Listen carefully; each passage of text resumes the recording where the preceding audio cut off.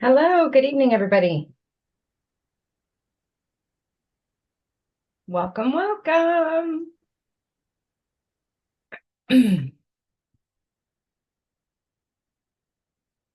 All right, bear with me 1 second. I am going to go turn off the TV in the other room, and I'll be right back.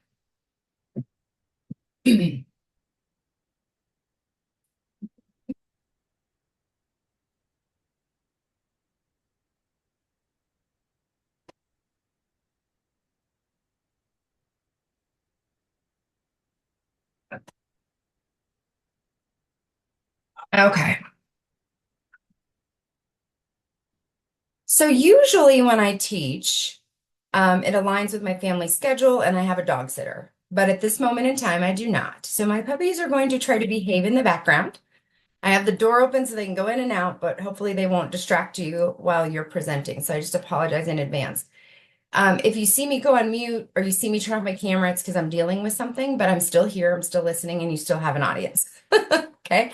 Um, so before we jump in, what questions do we have? Okay, it sounds like Harlan's having some trouble with his audio and video.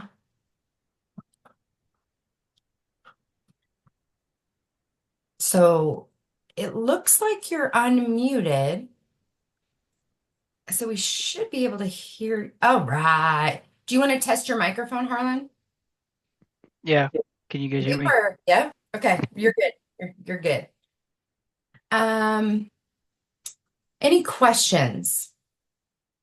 For sharing our, like the PowerPoint, Yes. do we need to hit send request?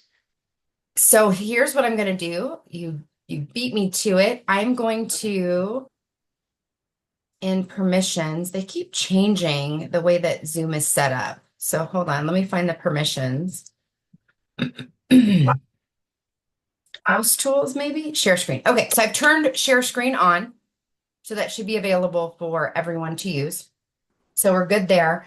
When it's your turn to present, if you've never ever done share screen in an environment like this, I'll give you like a minute to figure it out. Like we'll talk through it, we'll get you set before you get rolling and started. You can like kind of work through it and we'll make sure that you're good.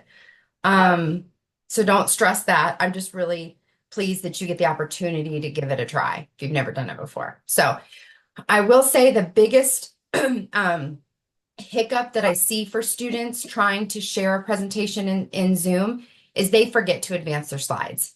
I see it all the time. It's like a given.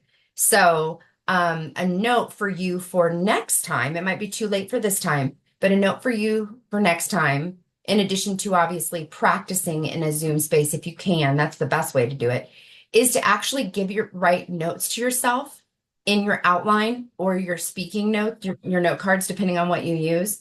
And you just write in there next slide, and you give yourself a direction and you like highlight it. So then as you're looking at your notes prompt you to advance your slide. Again, for today, that might be too late, and that's okay. There's the hard thing about teaching this online is that I don't get to tell you all those details. It's like, when is the right time to tell you those details? When I teach in person or virtually and we're in a classroom together, those are the things that, we talk about. Um, so just kind of wing it for tonight, but that's a tip for next time. Um, I also know that Cadence needs to leave early. She's got sort of a family emergency situation happening this evening. And so even though I have asked you and pleaded with you to not just come and present and leave, because that's rude. I've told her that under the circumstances, I completely understand and am appreciative that Cadence, you are even here right now. So kudos to you because you could easily have just said, like, forget this. Life is happening to me right now. So thank you for being here. And I just wanted everybody else to know that that is why she's dropping off the call, because there's some things she needs to tend to. And again, kudos that you are even here at this moment. So thank you. Anything else going on for anybody else that I need to be aware of? No? Josh, I just saw your note. If you have a visual aid that you're using, then no, you don't need to have a slide deck. You're like, because I don't. Yeah, if you are informing us on how to like do a Rubik's Cube, for example, like why would you do a PowerPoint slide? You would just show us how to use a Rubik's Cube. So there are certain topics that just don't call for a slide deck if you can actually show us. So I don't remember what you're doing. I know it's not a Rubik's Cube, but that was just my example. Other questions? All right. Well, then I know everyone has a lot of things to get to this evening, so let's go ahead and jump in. Cadence, are you ready? Yeah, I would say I am. Okay. You're just going to give it your best shot. Yeah. Okay. It's kind of long. Okay. What was the time limit? It's 5 to 6.5 minutes.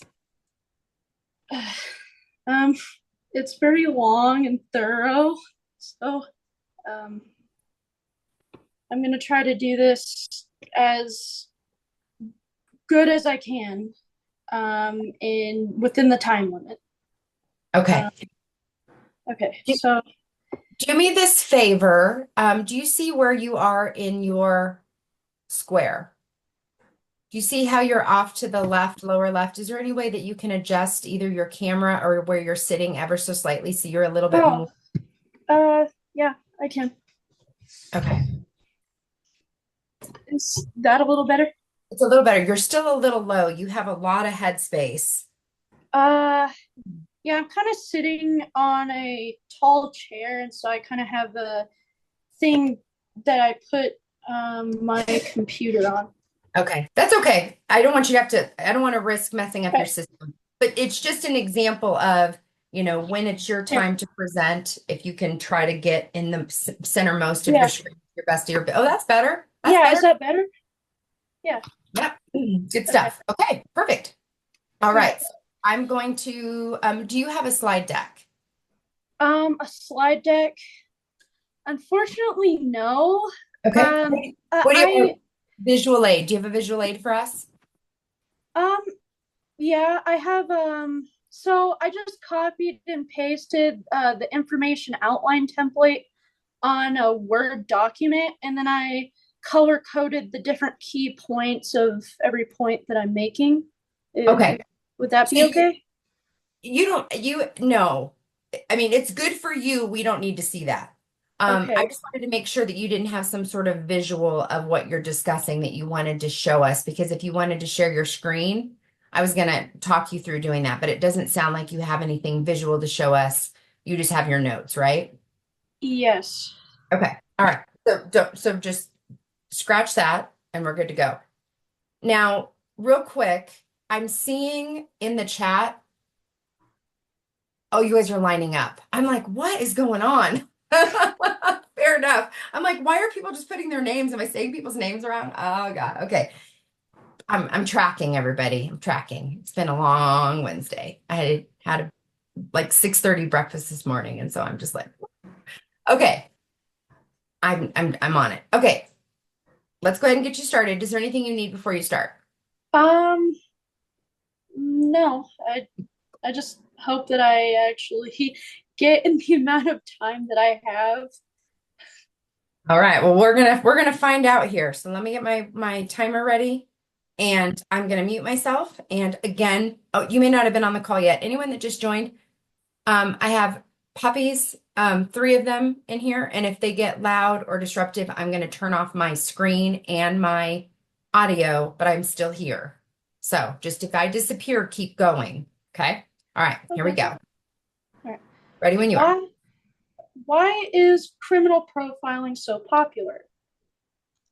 What is criminal profiling and how is it beneficial?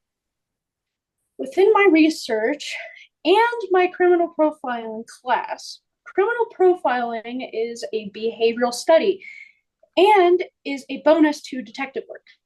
To better determine and understand who an individual is based on how the crime scene is displayed or conducted. The main key points that will be covered is what the criminal profiling process is and how it is an applied tool to detective work and not a substitute, and how that is beneficial.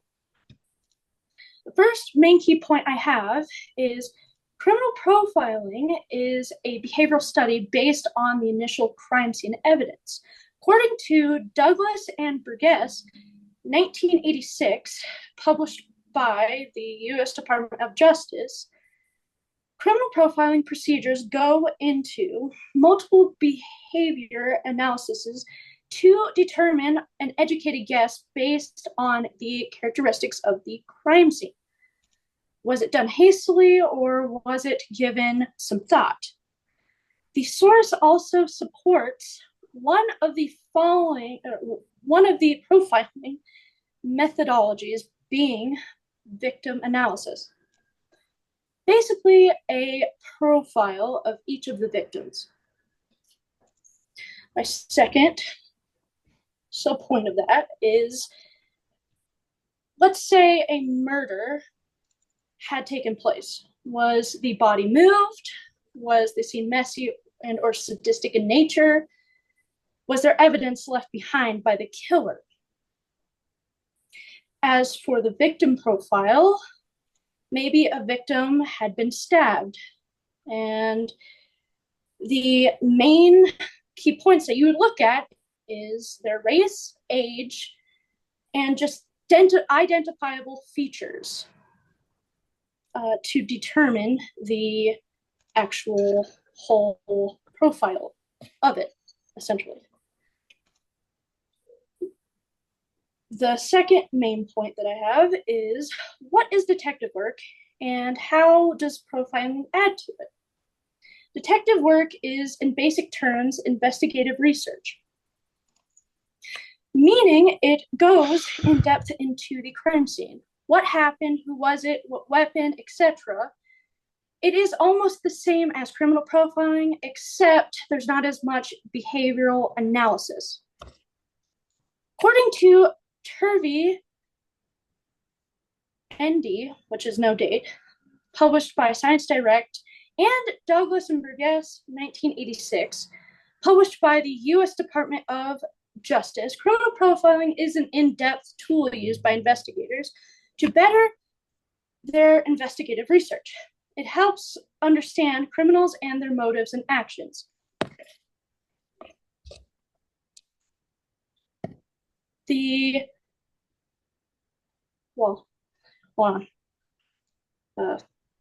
For example, instead of working around psychology of the crime scene, it is better to use what is there, including behavioral analysis, as a tool to better understand that individual you are trying to locate.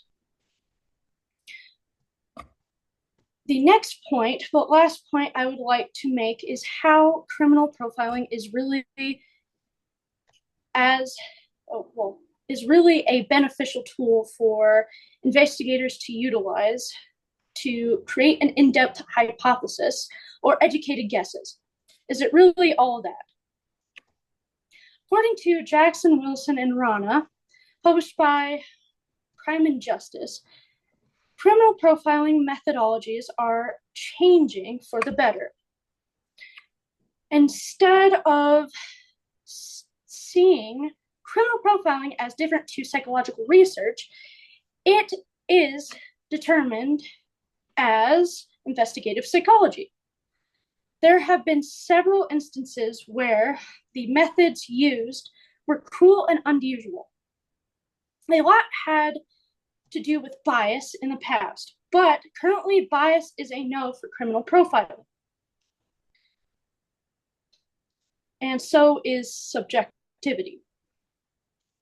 Subjectivity isn't great either, as to criminal profiling is objective and focuses on fact, not opinion.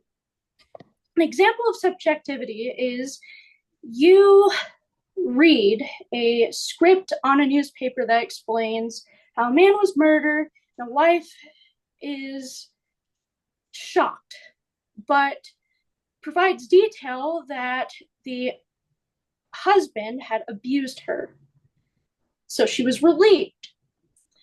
And you, for example, get angry and blame the wife for murdering her husband. See, that's subjective because that's an emotional opinion. And it throws off the investigation. To understand criminal profiling, you need to not only understand that it is a tool used by investigators, but to also understand subjectivity versus objectivity. The processes that are utilized are there to enhance the detective world by investigating behavior, but it's also there to provide organization to an investigation. Criminal profiling is an in-depth approach to criminal investigations. It can be beneficial if utilized in the way it was determined. The sources I used are The Usefulness of Criminal Profiling, published by Crime and Justice. Criminal Profiling, a Viable Investigative Tool Against Violent Crime, published by the U.S. Department of Justice, and Criminal Profiling, an Overview, published by Science Direct.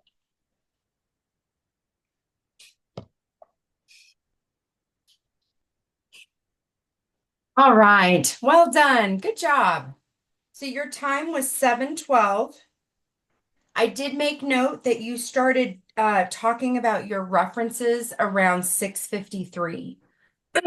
So separating that from your presentation, because that wouldn't have to be part of your presentation. So I kind of cut that part out. So just that helps you get closer to the time.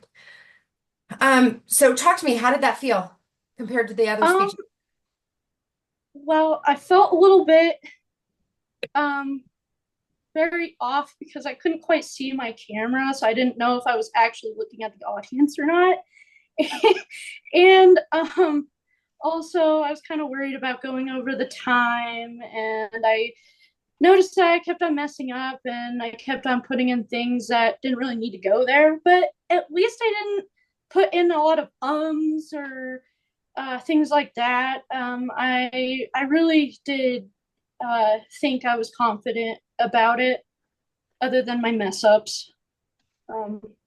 So one thing for you that I think would help is, I think if you and I on the next speech, I think if you send me your outline sooner and you let me sort of go through it, like if you email it to me, I think I can help you hone in on the most important information. I think where you struggle a little bit is you're not exactly sure like what is good to share and what's too much and what's not enough. And I think that is where your confidence wavers a little bit, is you're like, I'm not sure if this is important. I get that sense that you're kind of like, you don't seem confident with, the material. It's not that kind of confidence. It's confidence with, am I delivering the most important information? Because probably what I would normally tell you is that because when you practice and you're going to go over time, the first thing that I would say to you is you have to cut your speech. And I just have this sense that if you and I had that conversation and I said, you need to cut your speech, I have a feeling you might have been like, I don't know what to cut. And I could be wrong, but that's the sense I'm getting. So I'd like to work with you on that sooner so that we can really highlight the most important parts and keep your speech high level, focused, and just sharing the most interesting things. One example of the types of language and things that you can cut, and again, this is not just for you, but this is for the good of the class. I think everyone can benefit from hearing this. There was one part where you said, the first main point I have is, that's unnecessary language. Like that's implied. We know. So really what we want to hear is what you were going to say right after you said that. The first main point I have is, instead of saying that, you just start with your point. So you don't have to lead into those things. And if we start cutting that type of language out of your speech, it it comes across more confident for one, like I'm declaring this stuff, I'm saying it, right? And so I think if we can kind of tighten some of that up, and then we get you to have to a place where you have an outline that you're really confident and pleased with, then you practice. Then you practice, practice, practice, practice, and that's where I think we're going to see your confidence take off. Does that make sense? Yeah, I realized I messed up by saying that because I kind of copied and pasted the outline and then just added to it and just kind of color coded each point. Like every so for example, the part where I started off with the topic, that one's red and then etc. etc. I just kind of did that and then I realized that I read the part that I wasn't supposed to read and I kept on doing that because I thought it was taking too long and then that just kind of made me take longer and I just was just all jumbled up. So Well, it was not that bad. I don't want you to think it was bad. We're sort of at the point in the course where my feedback starts getting a little bit more, directed, and I don't want to use the word intense, but we're all in different places, and the feedback that I give one person is going to be different from somebody else. And I think I shared with you that my goal is to get everyone to level up like we're playing a video game. And so I'm trying to figure out how to get you to the next level up for you. Stop, guys. I'm gonna have to kick you out. Stop. All right. Let me give you a couple quick. It's funny, the squares keep moving and you keep moving on my screen. You were over here, now you're over there. Okay. So a couple more quick notes that I want to give you. Let's see. Good verbal citations throughout, the way that you wove in the verbal citations. If you have a no date, then just don't say, you don't need to say anything. You can just say according to, just don't worry about saying the date, but it's good that you did that so we can talk about that. In the writing, you always put no date, but when you're doing a verbal citation, you don't need to do no date. But your citations throughout were good. And let's see, what else do I have here? I think that might be, credibility. We always, don't forget, we always want to know your credibility on this topic. And correct me if I'm wrong, but aren't you trying to go into law enforcement, or you're in law enforcement or something, or you're studying? So I'm currently studying criminal justice and forensics. So Yeah, okay. yeah. So that would be where you might add a sentence in about, I've been studying this for the past 2 years for my degree, or whatever it is. Okay, so I was just That's your credibility. I was kind of confused on how to actually state my credibility. I just kind of stated, since I was going over criminal profiling, I just stated I took a criminal profiling class. Oh, I may have missed. I may have not heard you say that. If you said that, that's good. That is some credibility. Yeah, that's good. Okay, I didn't hear that. So yeah, that's good. That's good. So I'm going to mark that you did have the credibility. And then your preview of where you were going to take us, the roadmap of what you were going to talk about. You said you were going to talk about the process and how to apply to detective work. You laid out where you were going. That was good too. So overall, you did a really good job. I hope you feel good about it. Thank you. Do you think I improved on the organization from last time? On the what? I'm sorry? On the organization from last time? Yes, I do. I think you very much did. I also think that you're speaking more confidently. I really think it's that moment. You're at that moment where you just need to figure out a way to pull out the most important parts so that we can get it within the time limit.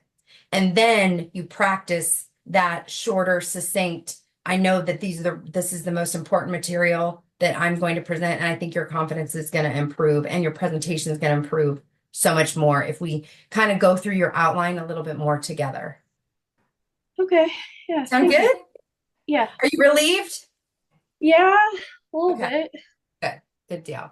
All right. Well, as I mentioned to the class, I'm going to let you go. I know you have a family emergency situation happening. Thank you for being here. You did very well under the circumstances, and my best to you and your family. Okay. Okay. Thank you.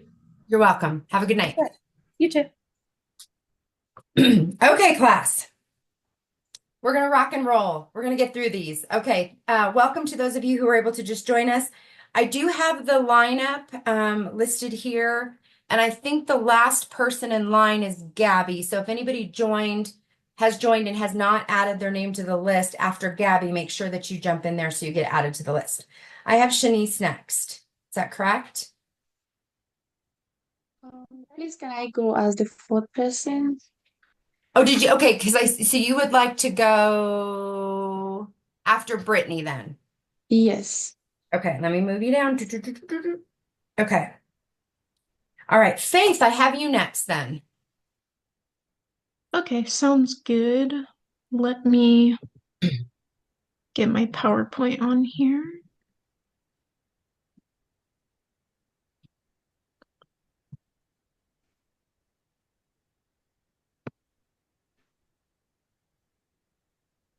Okay.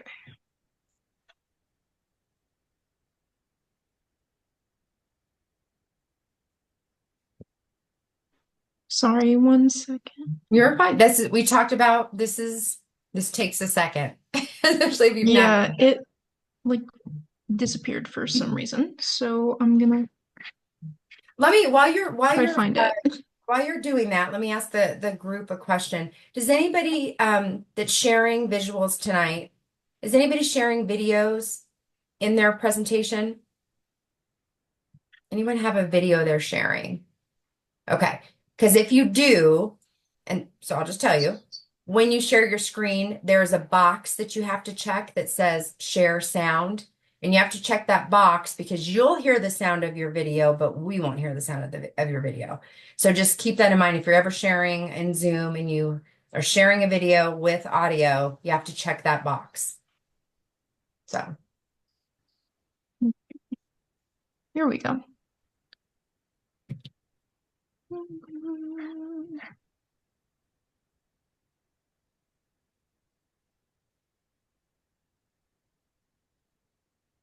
Okay.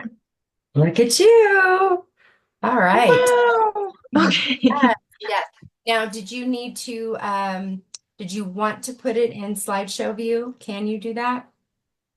Yeah, I think it should work. Go ahead and test it if you want before I start your time. Okay. Let's see. Does that look okay? It looks great.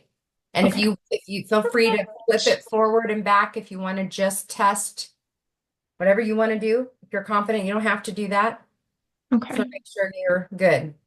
Yeah, I don't think I can adjust anymore, or I don't really know how to. So if it's No, we can see it. I that's didn't know if good. you wanted Okay. I didn't know if you wanted to advance. I didn't know if you Okay. wanted to practice advancing your slides. That was my question. Okay. You don't need I think it should be good. Okay. All right. No Thank you. worries. Okay. So I am going to be quiet now and we are ready when you are. All right. Humans and bees have a long history together. Bee specialist Professor Abrahl cites that beekeeping for the use of honey and wax has been a part of human civilization for centuries. Some of the first known examples came from people of ancient Rome and Egypt who used clay cylinders as artificial hives.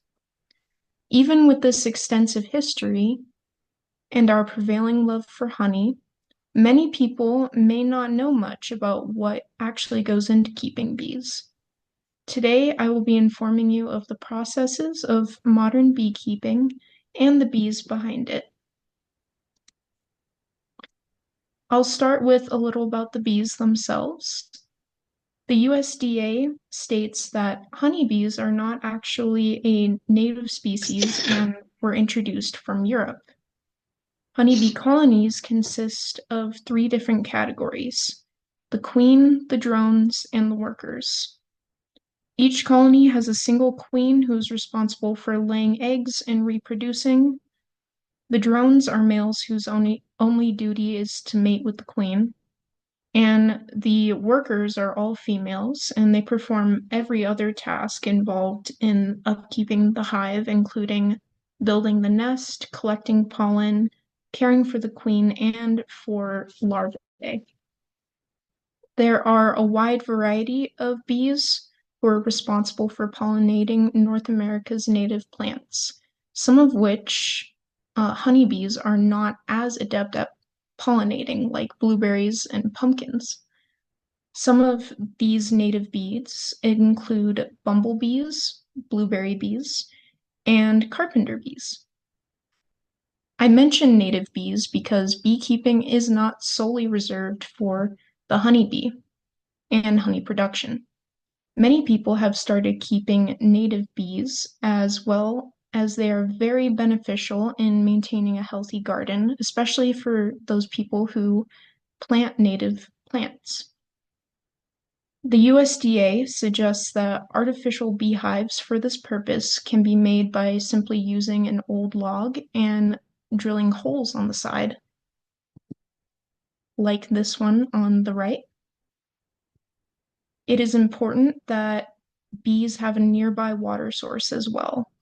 This coexistence for native bees is great because it provides them with a safe home and a food source free from toxic chemicals and pesticides. The process of keeping honeybees and producing honey is a long and intricate one. I'll be going over the main components and what beginners might need. In the 1850s, the first modern hive with removable frames, pictured on the left, was created by Lorenzo Langstroth. The Langstroth hive is still the most popular hive used today. Sonoma County Beekeepers Association describes the standard Langstroth hive as having several different parts, and these parts can vary, but they mainly consist of the inner and outer cover, the honey supers being boxes that contain frames, and these store the excess honey. A queen excluder, which keeps the queen in the deep super, where the bees create their brood and nest, and finally the bottom board and stand. Just as with keeping native bees, it is vital that the hive is kept in a location with a nearby water source and plenty of flowering plants. In order to keep the colony fed through the winter, the SCBA suggests that about 60 pounds of honey be left behind. A variety of tools are needed to harvest honey. One common tool is the smoker on the top right.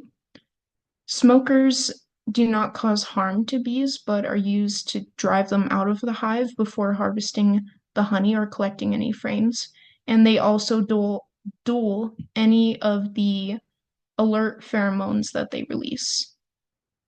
Some other examples are an uncapping knife, which can be seen on the bottom right, and that's used to cut the wax off of the honeycomb, and a extractor on the left, which pulls the honey out of the comb by spinning it.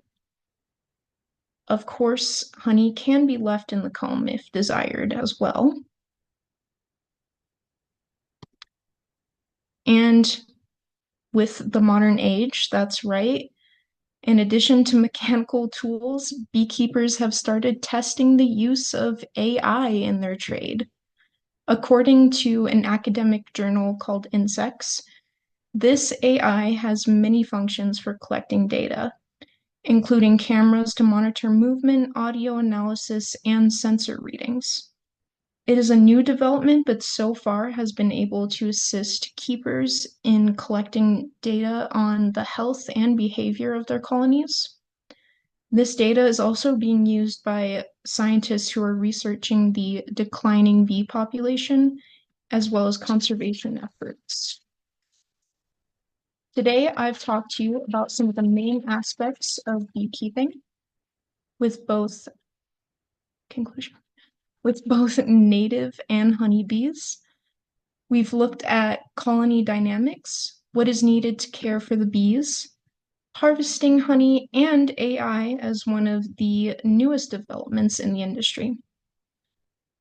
Though there are so many aspects of beekeeping that I couldn't possibly fit into a single presentation, I hope that you were able to learn a few new things about this trade/hobby and the amazing little creatures involved. All right. Faith, good job. 637. So All just right. a smidgy over, just a tiny bit. So in the interest of time, you all, because there's a lot of us, I'm going to go through your feedback quickly. So please just do not take offense to me rapid firing at you, because that's what it's going to turn into. So I just don't want you to think I'm cold and heartless, because it's not the way that I No like to do it, worries. but I also want to be very respectful of everybody's time. So, okay, with that being said, I love that you shared tidbits that were very informational and to me new information. You know, I had no idea there was such a thing as a blueberry bee, never even heard of it before. It was Yeah. the AI thing. So that's what you're looking for is are you adding to the knowledge base of people with an informational speech? Are you giving them more than they already know? People don't really want to sit through a speech where they're like, okay, yeah, I know about bees, right? No, I don't know about bees. Faith knows a lot more about bees than probably any of us. I think we can all agree, right?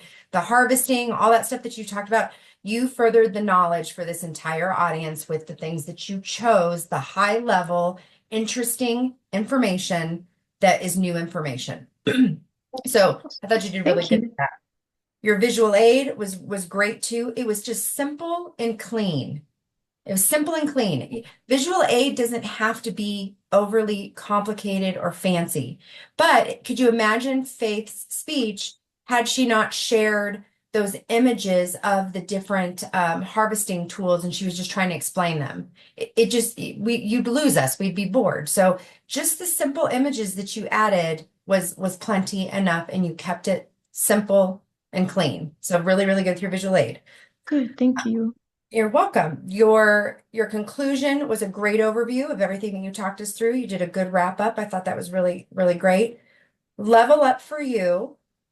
Okay, your video game level up. I want you to keep working on that eye contact. You're trying. You are trying. I know your notes. Yeah, I tried a little You're more. trying. It's clear you're trying. I'm just going to ask you to keep trying. And it may have not been as appropriate for this speech, but it's going to be on your next speech. I want to see if you can give us a little bit of variance in your rhythm, your tone. You're very calm and collected and just smooth, which is great, but I want to see more expression from you. Like some I passion. think sorry. I think I'm maybe just not able to tell like how I sound when I talk because I felt like I was a little more expressive this time, or at least I tried a little bit more. It's something I need to work on more clearly, but I think it was yeah. actually appropriate for this one. It's more the next one where you're going to be persuading us, where you're taking this topic to the next level and you're going to try to convince us. I just want you to think about it more for the next speech. Because when you do Yeah. the persuasive speech, that's when you want us to see your passion about why you're asking us to do what you're going to ask us to do as it relates to bees, right? Right. So it's more of a note for next time Okay. that I don't want to wish next time that I didn't tell you in advance. Yeah. Thank Okay. you. Yeah, you bet. So overall, really good job. Awesome. Well done. All right. Faith is off the hook, and now I have Janae up.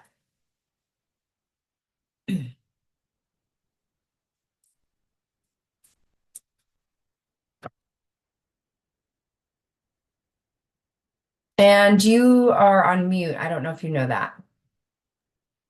Nope, I didn't. Thanks. You're welcome. It's like she's awfully quiet. All right. Why is this not big? Let's see. You are in PowerPoint. Slideshow. There we go. There you go. All right. We are ready when you are. Most of us exercise for the physical benefits, but did you know that physical activity can play a role in our mental health? Mental and physical health are closely connected. Often, what is good for the mind is good for the body. Today, I'm going to talk about what mental health is, the positive effects of mental health that has on the positive effects that physical activity has on our mental health, how physical activity can manage mental disorders, and some of the negative effects physical activity can have. First, we need to define what mental health is. According to the CDC, mental health includes our emotional, psychological, and social well-being. It affects how we think, feel, and act. It also helps determine how we handle stress, relate to others, and make healthy choices. Mental health is experienced differently from person to person. An individual can fall anywhere from having zero symptoms and fully functioning to having a severe mental disorder. Since we know what mental health is, let's look at some of the benefits physical activity can have. According to Prieto and Collins in their article, Exercise and the Brain, the mental health benefits of exercise, physical activity can relieve stress, may improve self-confidence, improve your mood, promote better sleep, and promote sharper memory and thinking. All of these benefits start with the brain. According to Pietro and Collins, when we engage in physical activity, our brains release neurotransmitters. Endorphins and endocannabinoids are responsible for blocking pain and increasing the sensations of pleasure. Dopamine is responsible for regulating heart rate, our sleep cycles, mood, attention, motivation, learning, and pain processing. As our heart beats faster, we increase the oxygen supply to our brain.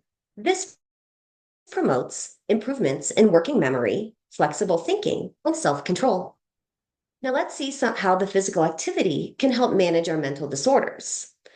Many studies have examined the beneficial impact of physical activity on mental disorders.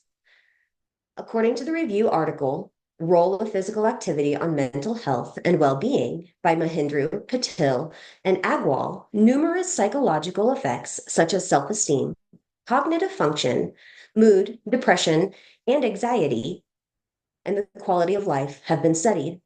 The results show that the physical activity enhances mood and self-esteem while decreasing stress tendencies. In the review article, yoga was the chosen physical activity. Most forms of yoga focus on breathing exercises, self-awareness, and relaxation techniques. They used yoga as it is generally safe for most people. In this review article, people with schizophrenia, depression, and anxiety were tested. The group with schizophrenia exhibited a reduction in negative symptoms, while the group with depression and anxiety showed improved depressive symptoms and overall mood. In another article by Such and Van Kampfort titled Physical Activity, Exercise, and Mental Disorders, It's Time to Move On, demonstrates that exercise effectively reduces depressive symptoms in people. This study used aerobic activity and strength training, finding that a mix of both was more effective than the strength training alone. Finally, let's look at some of the potentially negative effects that physical activity can have on our mental health. According to the article, Physical Activity and Mental Health, the Association Between Exercise and Mood by Peluso and Andrade, it states that excessive exercise, muscle dysmorphia, mood disturbances, and overtraining syndrome, all some of the negative effects that physical activity can have on our mental health. Some individuals can become overly dependent on physical activity and exercise to an excessive degree. This can lead to an obsession. This obsession can interfere with an individual's personal and occupational relationships. Kabali Lila and her co-authors state in their article, The Effect of Physical Activity on the Mental Health of an Individual, that excessive exercise can also result in disturbances in mood and worsen physical health. Muscle dysmorphia, a condition where individuals, although large and muscular, believe that they are weak and skinny. In a case study on muscle dysmorphia in male weightlifters, men with muscle dysmorphia frequently described shame, embarrassment, and impairment of social and occupational functioning in association with their condition. This case study also reports that men with muscle dysmorphia have higher rates of current or past mood disorders, anxiety disorders, and eating disorders. In conclusion, physical activity is not only good for the body, it is good for the mind as well, from relieving stress, improving our mood, and better sleep to reducing depression and anxiety symptoms. It is important to remember the negative effects like excessive exercise and muscle dysmorphia as well. By balancing these aspects, we can improve our mental health as well as our physical health.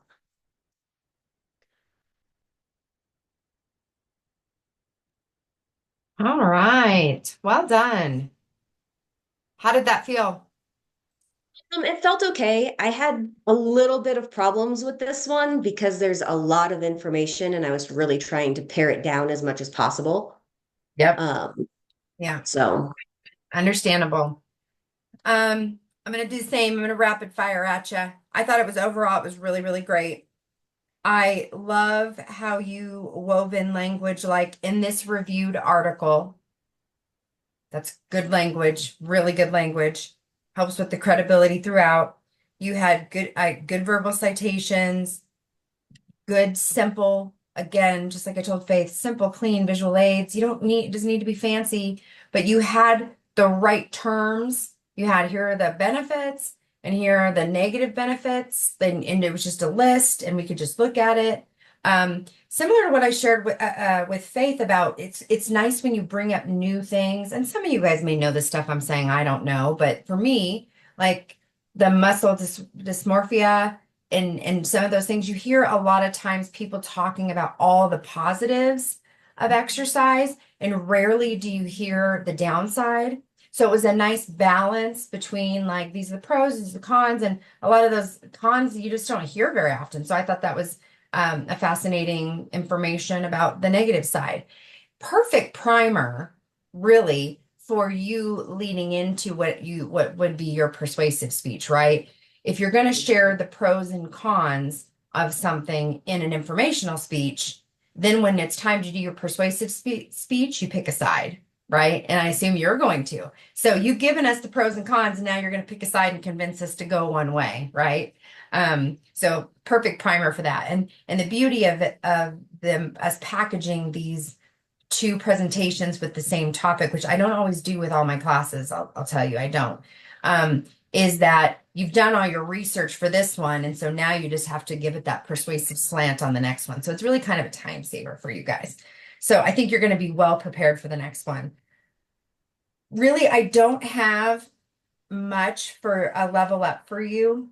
The only thing that I could maybe offer, and I feel like this is nitpicky, but I'm going to say it and I'm going to let you watch this back and decide for yourself, is I almost feel like where you're placed with your camera looks like you're almost looking down on us ever so slightly. And it doesn't feel like you're right here, like talking. And it's almost like, and I could say the same about me, but I can't scoot forward because my dog's laying here under my wheels. But it's almost like if you could get a little bit closer with comfort to your camera, I think your audience would feel a little more connected to you. And, psychologically, if you're back further and if you're up higher and you're talking, it looks like you're kind of disconnected and talking down to your audience. So look at that and see what you think about that. That's nitpicky though. I think if you did your next speech exactly in the same setup that you're in, it would be completely fine. But I want you to kind of look at that and see if playing with your camera angle makes you happier. Sound I good? do. I'm sitting like on my couch and I have it on my coffee table, so it's lower than what I normally would sit at because my desk is completely covered with all sorts of things. So I just decided to do it out here tonight. Okay. So if it's just a little thing. It's just a little thing, but it's something for you to look at and see if you feel that way. It just feels a little disconnected is all. So, okay. All right. Well done. Good stuff. And you were right where you needed to be with the time limit. I don't know if I said it out loud, 5:53. Okay. All right. I have my cheat sheet. After Janae is Brittany. Brittany, are you ready? I am. Can you hear me? We can. Okay. Are you sharing a visual with us? I honestly, I did not know it was required, so no, I'm not. Okay, no worries. The next one. I just wanted to say something to remind you if you had something. Okay, Yeah, we're ready when you are. thank you. Imagine waking up each day feeling completely drained, as if you are running on an empty cup. Now think about how many of us push through that feeling, believing it's just completely normal. Today, I want to discuss an important issue that affects many of us: burnout and the stigma surrounding mental health. These topics are crucial for our well-being and the well-being of those around us. Sadly, burnout and the stigma prevent so many from seeking professional or even personal help. In this fast-paced, high-demand world, it is essential to understand each topic to promote our well-being. According to a National Institutes of Health, the overall burnout rate was 49.9% in workplaces. Burnout is it is a state of emotional, physical, and mental exhaustion caused by prolonged stress, often related to work. First, emotional exhaustion leads to a feeling of being drained. Second, depersonalization creates a sense of detachment, often resulting in negative attitudes. Thirdly, individuals may experience a reduced sense of personal accomplishment, feeling unfulfilled in their roles. Various factors contribute to burnout. Excessive workloads, unrealistic expectations can overwhelm individuals, making it difficult to cope. A lack of control in one's jobs can exacerbate feelings of stress and helplessness. And when efforts are not recognized or rewarded, motivation can diminish significantly. Additionally, struggling to balance professional and personal responsibilities often leads to burnout, as individuals may neglect their own well-being. In this reviewed article, turning to the stigma surrounding mental health, despite growing awareness, negative attitudes and beliefs persist. Stigma has been implicated in worsening outcomes for people with serious mental illnesses, with nearly 40% of this population reporting unmet treatment needs despite unavailable effective treatments. Social stigma involves negative stereotypes and discrimination that prevent individuals from seeking help or discussing their struggles openly.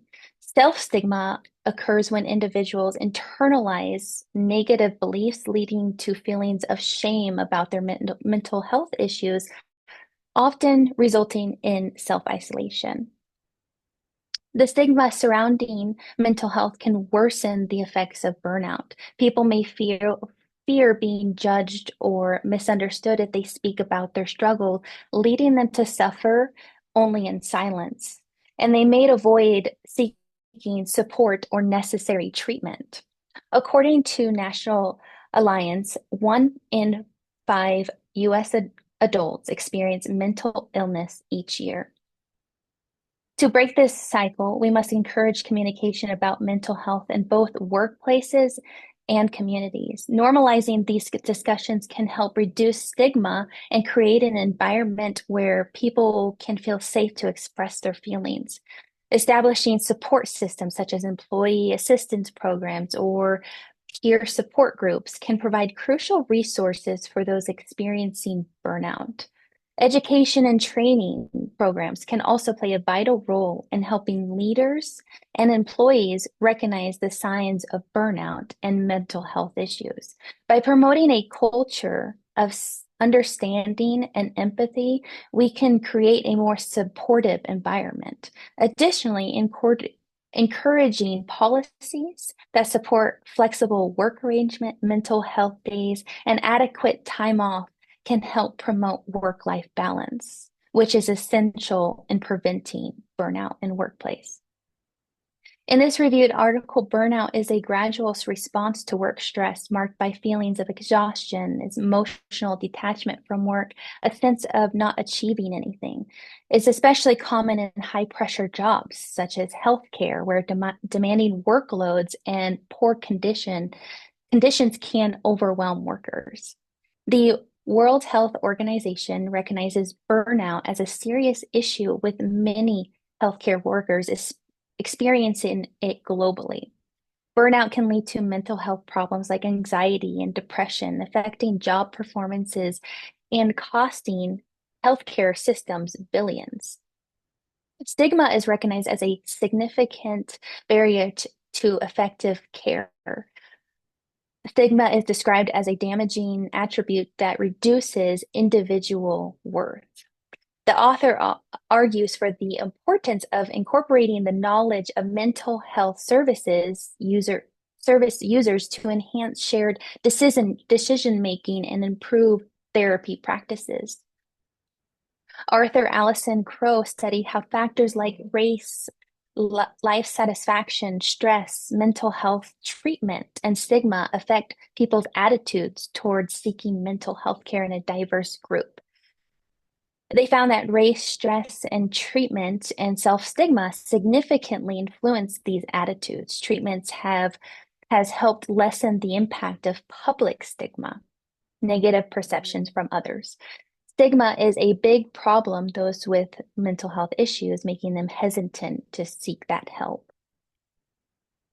Stigma can lead to feelings of shame and embarrassment. Racial and ethnic minorities often face barriers as they tend to use mental health services less, despite being a greater risk for mental health problems. Stigma can make them afraid to share their struggles due to fear of being judged or marginalized. In conclusion, burnout and mental health stigma are pressing issues all the way around that need our attention and awareness. By creating a culture of openness and support, we can help ourselves and others navigate the challenges associated with burnout and mental health struggles. And remember, it's okay to not be okay, and seeking help is a sign of strength, not weakness. All right, Brittany, well done. 7:05 was your time. So my notes for the entire class are, let's all practice and make sure we're watching those time requirements because we're all running over. Just a All little of bit. I wasn't us. expecting to go over. All of us. Really good, Brittany. Did that feel better than last time? Oh, much better. Yes, yes. It was like a different Brittany this time. But Yeah. we talked about what I think happened last time. I just think you weren't comfortable. Like just wasn't material that was super comfortable for you. You were passionate about it. You just weren't really comfortable with it. This week, Yeah. this time, I don't know if you practiced more or if the information was just more comfortable for you or what the difference was, but you definitely your language was more fluid and it was smooth and it was definitely not choppy. So Yes. there you go. Yes, I Good agree. job. Man, yeah, good job. I do notice though that you get tongue-tied. You have a hard do. time articulating words, and I know they're words that I know you know how to say. And so I think what we level up for you is going to be figuring out what this may sound crazy to you. There may need to be some exercises that you do before you speak. You may need to go into the hallway and do a power pose and say things like aluminum, linoleum, like there's like Yeah. those things that you do like to help you with your enunciation. I think we're Mhm. gonna need to figure out some of those things that you can do just to get the like out because that's all that it is. Yes. Because Yep. I mean I know you don't talk that way in your everyday life. It's just something about it. You get tongue-tied. And we need to figure out how to like slow that down a little bit so that you can be enunciating and pronouncing, the words, because I'm sure that throws you after two of them, you're like, "Ah." So Yep. Exactly. yeah, so let's look into that for you because I think the information that you had, I think all of it was really good. I think that's just the thing that we need to figure out is how to get rid of that the tongue-tiedness that's coming. with maybe your nerves a little bit, but we'll figure it out. I'm gonna do some Yeah. Googling because I'm curious myself. So Okay, thank you. I'll reach out to you if I find some good tips. The one that comes to mind is going out in the hallway and power posing and breathing and doing that stuff before you start to help with your a little bit of the nerves and the anxiety. But there actually might be something very specific to that. So I'm gonna see if I can figure it out. Oh, Yeah, and I don't think it's necessarily nerves. I've always had that where, especially if I'm reading something, it's like it gets all mixed up. So I don't know exactly, but yes, please Google that, and I will also figure this out myself yeah, because let's it's frustrating. let's compare notes. Let's compare notes because I don't think it was about the content this time. I think there's something else going on. We'll keep working on it. Sound good? All right. But overall, good job. Well done. Thank you. I hope you feel better. All right. The next person I have is now this is Shanice. Are you ready this time? Oh, you are on mute. Just want to make sure you know that.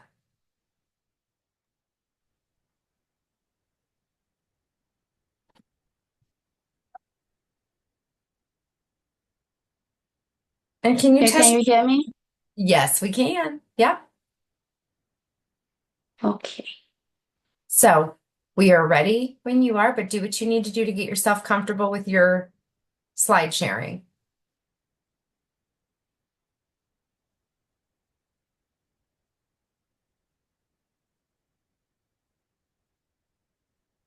Okay, can you see it? Because this is my first time to share the screen. Yep. Okay.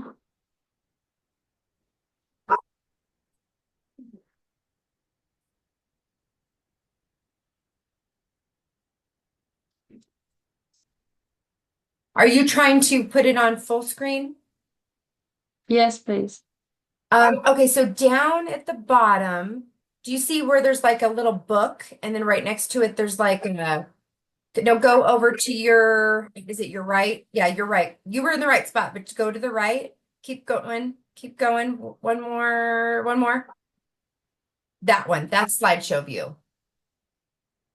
There you go. How's that? Okay.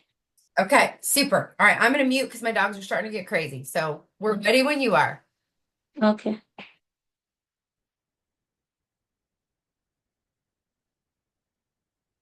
Okay, Cameroon as Africa in miniature. Imagine a country where Africa entire geography, culture, and history converge. Welcome to Cameroon, the mirror of the African continent. Today, I will tell you about Cameroon from the sources such as UNESCO, Britannica, and the World Bank. According to Britannica, in 2022, Cameroon is a country lying at the junction of West and Central Africa. Its ethnical diverse population of about 250 tribes is the most urban in West Africa. Its flag has three colors, green, red, and yellow, and a star that stands for unity. English and French are its official language. Similarly, UNESCO in 2022 indicates that Cameroon is a Central Africa country of varied wildlife with about 19 national parks, seaport and beach resorts like Kribi and Seme Beach, and many others.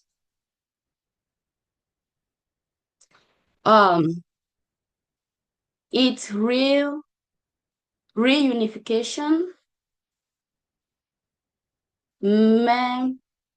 monument is a beautiful statue of a man who unites the charters for his family. Douala is the economic capital of Cameroon. It is one of the busiest coastal city inland from the Wuri River, and the palace of King Bear date from the German colonial periods.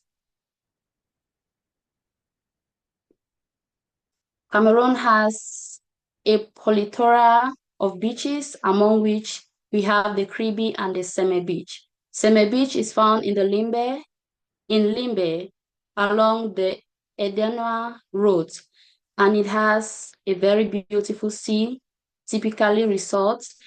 It is often known as the paradise of water.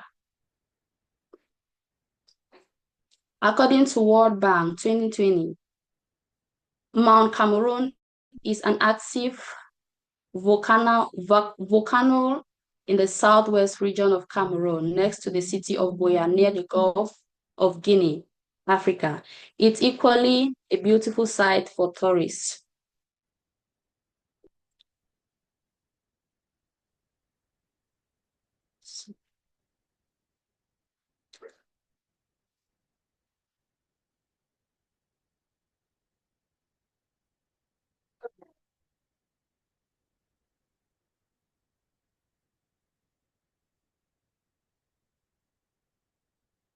Cameroon is rich in cultural diversity. It is made up of 10 regions which have their peculiarities. Cameroon has mouth-watering traditional delicacies such as katikati, fufu, and ero, puff-puff, and beans, egusi, and pounding. Today, I told you about Cameroon, where it is found, its peculiarities. I equally got information from the following 3 resources, namely Britannica and World Bank. Thank you. All right, well done. 4:13 was your time. How did that feel? Feel nervous. Nervous? You did well presenting with visual aid. Have you done that much before? No, this is my first time. You did good if it was your first time. You really did. It's a lot to think about. There's a lot going on. And when you dropped out of full share and it went back into this, you kept your calm. I don't know if you did that on purpose or if it was an accident or what, but It was an accident. you kind of just figured it out and you got back to it. So good job doing that. That was well done. I think it was good information. I thought you had great images. This presentation would not be the same if you didn't have this visual aid. I mean, the visual aid makes it. I mean, everything that you described and talked about, we needed to see, right? From the food to the, the different scenery and tradition and all the things that you shared. We needed to see that. So I think that was really important that you took the time to do that. So good job with that. One thing that I would caution you on is when you are doing a visual aid presentation is you don't want to put too many words on your slide. You want to just put like the top high level pieces of information. So go back to the first or second slide for me real quick so I can show you. Well, I can show you on this one actually. Okay, that works. Okay, let's see. Was it that one? Yes, this one. Okay, so here, for example, bullet number 1 really could just say diverse population as your slide. And then you verbally say all those things, but we don't have to see it. So you just don't want it to look like to your audience that you're just reading your slides, right? Those things are important to say, but you don't have to put everything on your slide, right? You could have just put the image of the flag and then read the bullet, had the bullet in your notes that said the flag is 3 colors, red, green, and yellow. You didn't really need to write that on the slide. Does that make sense? So limiting a little bit of the text on your slide. Bullet 3 could just say, well, that one's not bad. That one's pretty simple. But you just want to make sure that you don't have every word that you're planning to say on your slide. Otherwise, your audience will just read your slides and they won't listen to you. But I think for your first presentation, doing a slide deck and presenting, I think you did a really, really good job. And these notes that I'm giving you are just being a little nitpicky. So Thank you. this goes for anybody. If when we get to the persuasive presentation, if you are not comfortable with your visual aids or using a slide deck or something like that, and you want to share it with me, submit it early, you can, and then you email me and I can go look at it and I can give you feedback. If any of you want me to kind of help you with any of that along the way too, just let me know. But overall, I think you did a good job. Well done. Thank you. All right, Josh, I have you up next. All right, can you hear me okay? I can hear you fine. We're ready when you are. Perfect. Gun, a noun, a weapon incorporating a metal tube from which bullets, shells, or other missiles are propelled by explosive force, typically making a characteristic loud noise. Violence, a noun, behavior involving physical force intended to hurt, damage, or kill someone or something. Gun violence. Guns are inanimate. Inanimate means lifeless, cannot do anything. Many people in the US and around the world are afraid of inanimate objects because of the media demonizing them to be dangerous, using the term as gun violence. My name is Joshua Gates, and today I'm going to talk to you about a tool that is often used as an equalizer in times of trouble. My source that I use is from the NRA ILA. It is a credible source because it's been peer-reviewed by over several other sources to validate the statistics that they give in their article.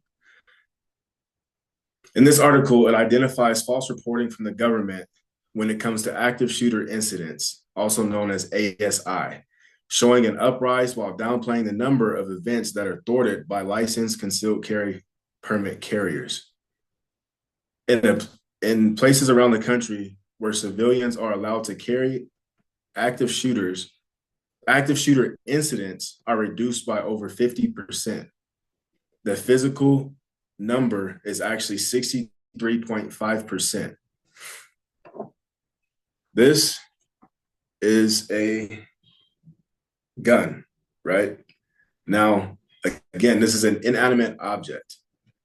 This top part here is called a slide.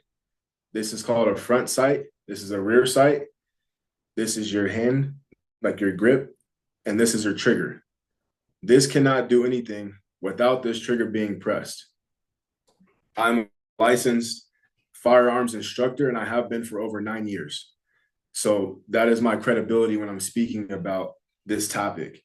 Now, again, keep this in your mind because, again, when we go to numbers, I'm going to show you guys different statistics that are reported in this article to be able to justify what I'm saying.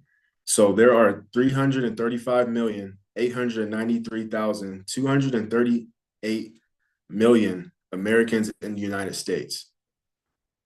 82,880,000 of those people are registered firearm carriers, basically, like they own guns. Now, that's 24.67%. When you look at active shooter scenarios in terms of school shootings, the reported numbers for 2023 was, the number for 2023 was 73 incidents that were school shootings. When it came to 2024, as current to date, there have been 50. So when you put that into numbers, that's 0.0000006% of the population of gun owners who are committing these violent crimes. Now, again, keep in mind, I told you guys that the number of people or number of incidents that have been reduced by firearms carriers is 63%. and that is only in places where firearms are allowed to be there. The national survey, which is noted in the NRA article as well, that was conducted by McDonough School of Business, Georgetown University. The study found that more than 81.4 million Americans aged 18 and over own approximately 31.1% of firearms. So out of that, when you look at it number-wise, there's not as many incidents as that are being shown to the public. To review, I showed you guys what a gun looks like. I told you the definition of these guns being an inanimate object, and I defined the word gun violence. So again, in closing, if more places allowed people to carry guns, our school shootings, our active shooter scenarios would be reduced by more than 50%. Again, my name is Joshua Yates, and this is my topic. All right, well done, Josh. I have to admit, I forgot to start the timer. So the time that I got was 3:50, but I think I started it like 30 seconds late. So I think you're right. I know you were right where you needed to be with time, but I can't give you your exact time. My fault. I'm sorry. Overall, how did that feel? I'm not used to giving as many numbers. That's hard. You did good though. You did good. And even in that moment where that little hiccup where you couldn't find it and you're like, shoot, you rolled through it. Accidents happen. Even professionals do that. And you just can't let it freak you out. And you didn't. You rolled right through it. You did great.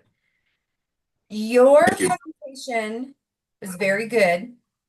I thought you had a powerful opening, really powerful opening.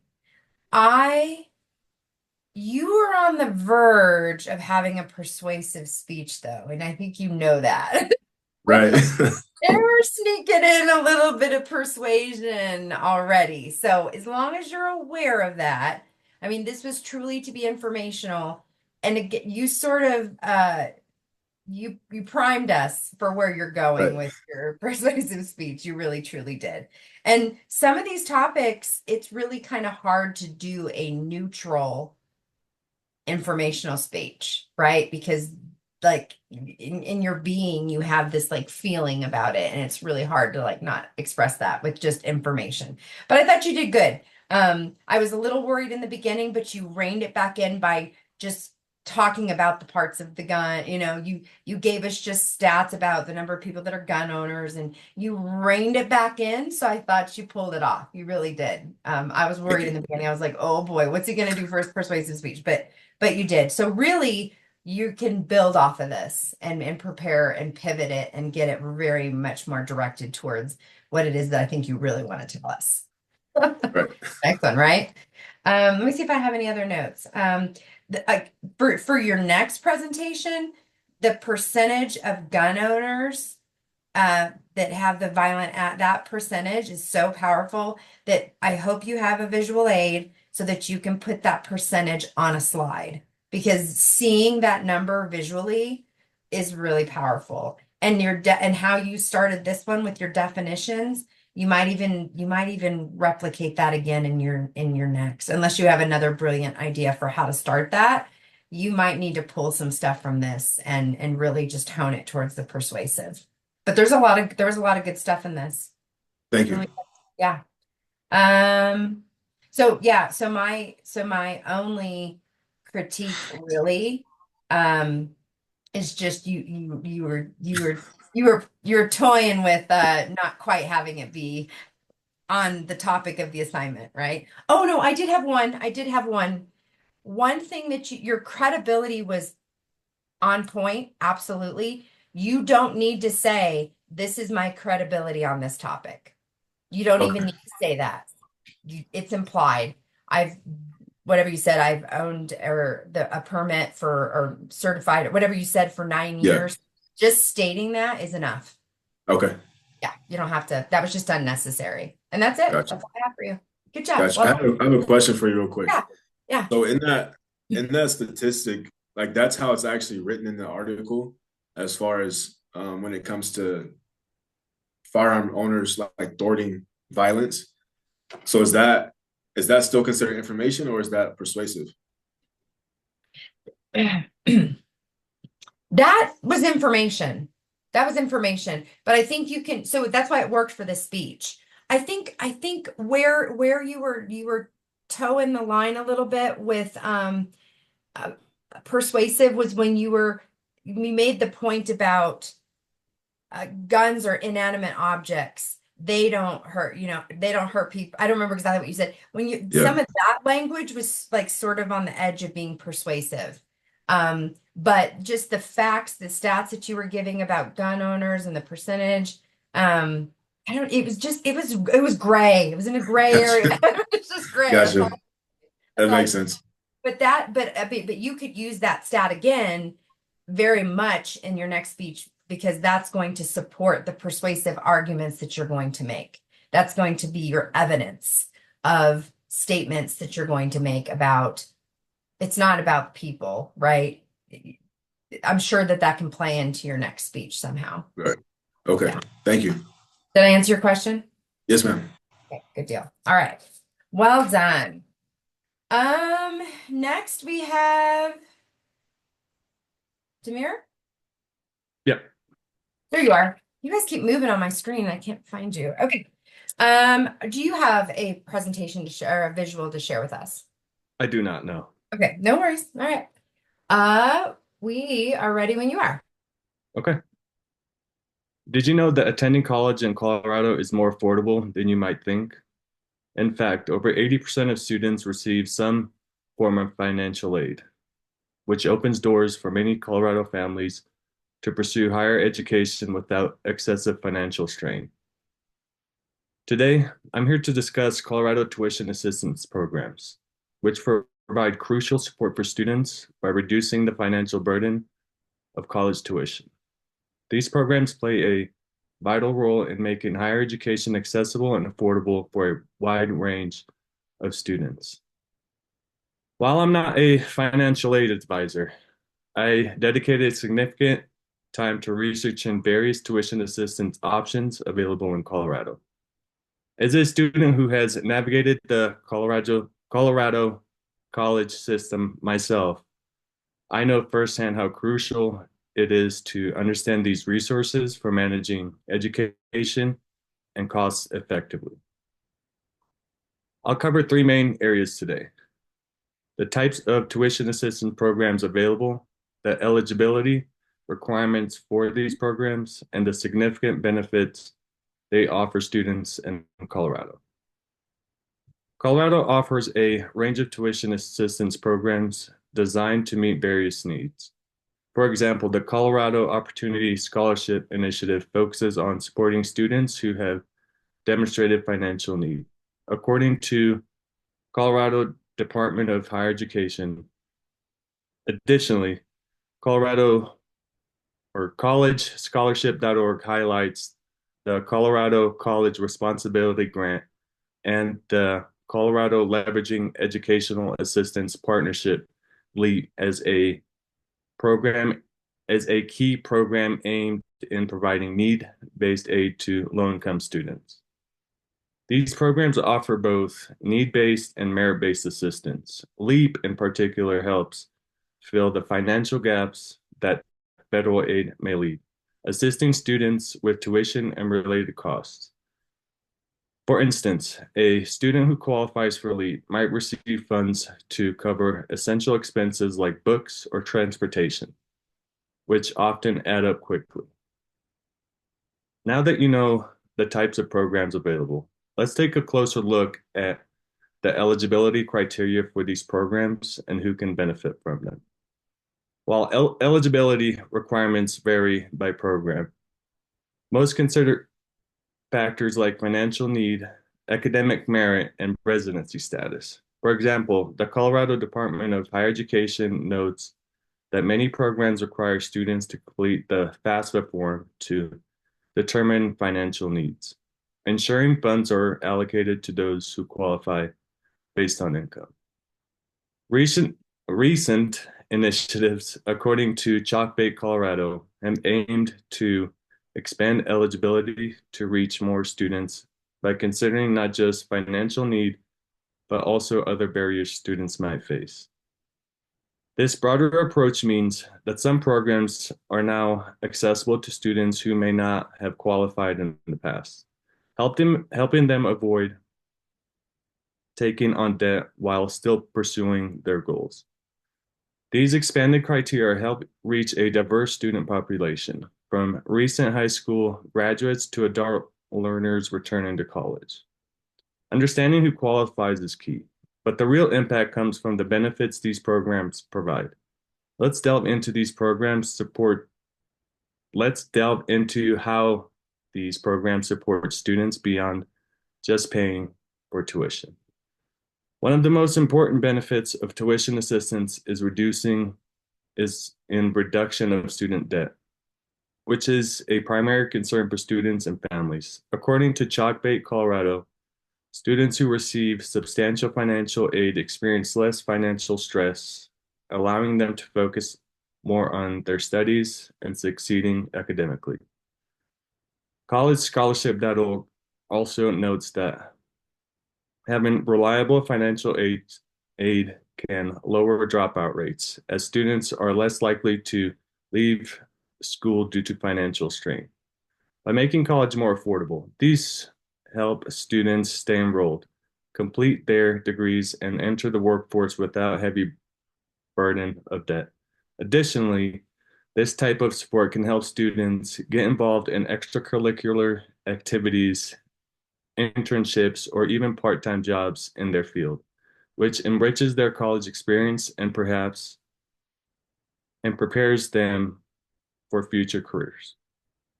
In summary, Colorado offers a variety of tuition assistance programs that cater to different needs. These programs provide critical financial support based on need, merit, and residency, significantly easing the financial burden of attending college and making their higher education attainable for many.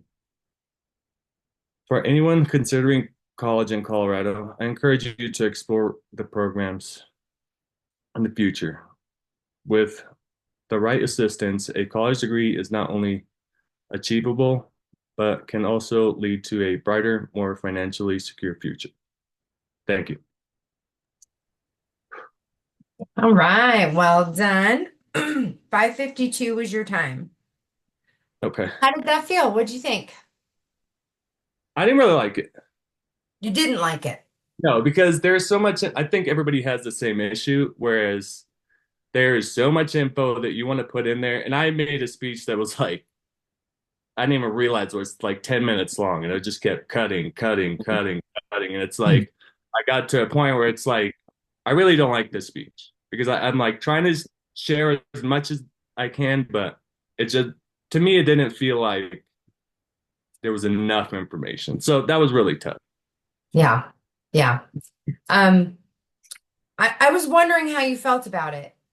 Because it's a lot of information, and I do think, well, let me ask you this.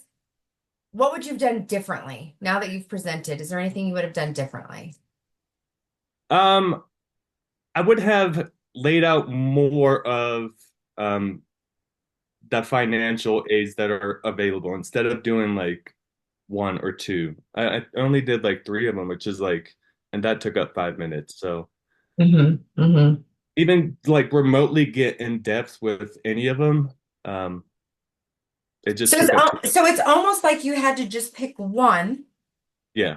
right? And educate us on just one, like saying there are many, here's one. I'm gonna really talk you through this one, right? Yeah. And join me next week for my series where I will talk about the next one. You know what I mean? Like you could have probably just dove into one, or you could have not given any specifics about any of them and kept it very high level and just talked about the type of research that needs to be done, or where you can get the where you need to look, like what steps you should take to find out this information yourself. So you were like in the middle between like kind of doing it, having one foot in and one foot out is what it seemed like, right? Yeah. Yeah. Yeah. And so that's a tricky spot. And you don't really realize that that's happening until it's like due tomorrow. Like, Yeah. and you try to cut it and all that. So that's that. So one thing that I think on a topic like this that your audience could have benefited from would have been a visual. Like if you were to have done high level, let's just say, and you would have been like, here's all these that are available for you to research more. Here's a list. I want you to see these. You can learn about these here, here, and here. Some of that might have helped a little bit. I don't know. We'll have to explore this because you're going to keep this topic for your persuasive speech, right? I am. Okay. So, I mean, the goal, the idea, everybody, is that you are going to do that. But I have had some students that come to me and they're like, oh my gosh, I hate my topic. Can I please change my topic? Like I can't. Everybody else, I felt like they had really good ideas, and I was just kind of like, after everybody else spoke, I was like, mine's kind of Well, not. in the chat, you got someone that said like, I love this topic. So you might have to just pivot a little differently for the persuasive topic.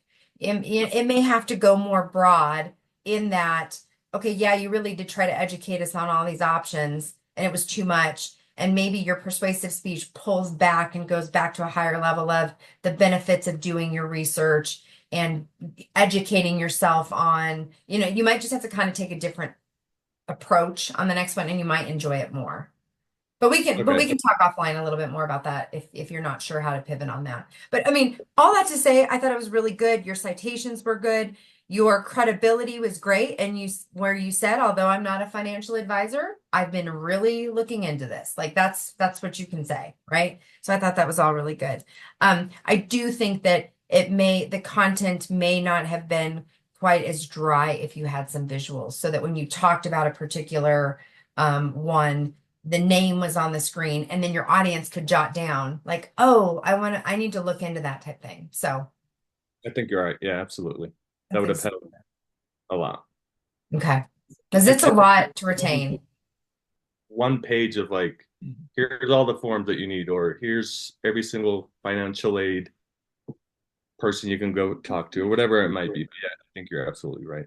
Yeah. So it is really hard when you have just too much information and you have to synthesize it down into like what's interesting, right, for your audience, what's going to keep their attention, what's the biggest takeaway, what's like the most important stuff. Because when you're in the thick of it, it's hard to see what's the most important stuff. And that's, again, as I've shared with other people, when you get to that moment, if you're having that moment, because you're in the middle of the information, you can share it with me and I can help you pull out like, okay, well, I think most people know that. You don't need to say that. You want to give people information that's new and different so that they're learning from it.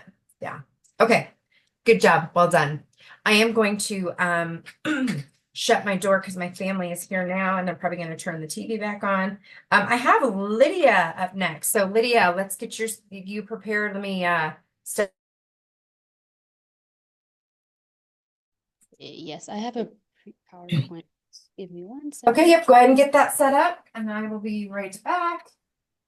Hi guys.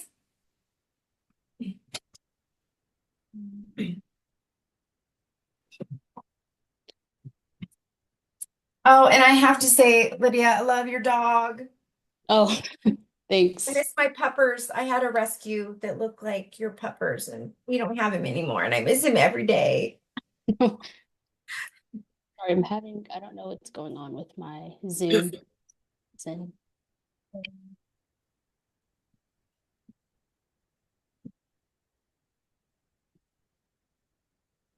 Oh.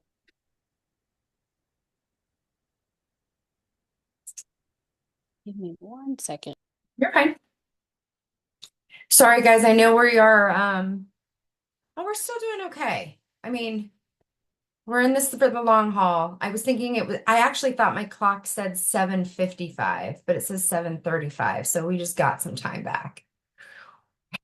I know this is a long stretch. Thank you guys.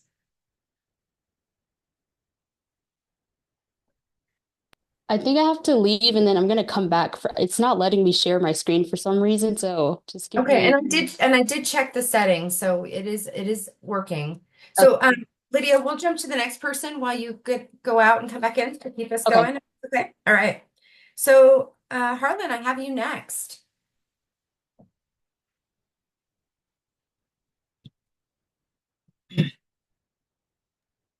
My mouse had turned off because it was so long. All right. And I have my timer set. Right. And Okay. do you need So anything before you start? I did not. I also didn't know about the PowerPoint thing, so I don't have that prepared, but I have a bunch of information. So Okay. hopefully that'll be able to kind of counteract it. You guys, you're not gonna lose like massive amounts of points for not having a visual aid. So like you don't have to like fake it if you weren't planning on it. Like don't do that to yourself. Just let's just make sure that for the persuasive speech that we're thinking about that and we'll and I can email me if you have questions, but you're fine. Okay. Let's see. Nuclear power can viably replace almost, if not all, of our natural gas, coal. Sorry, I have a dog in here. I need to let her out because she's whining. Shoot.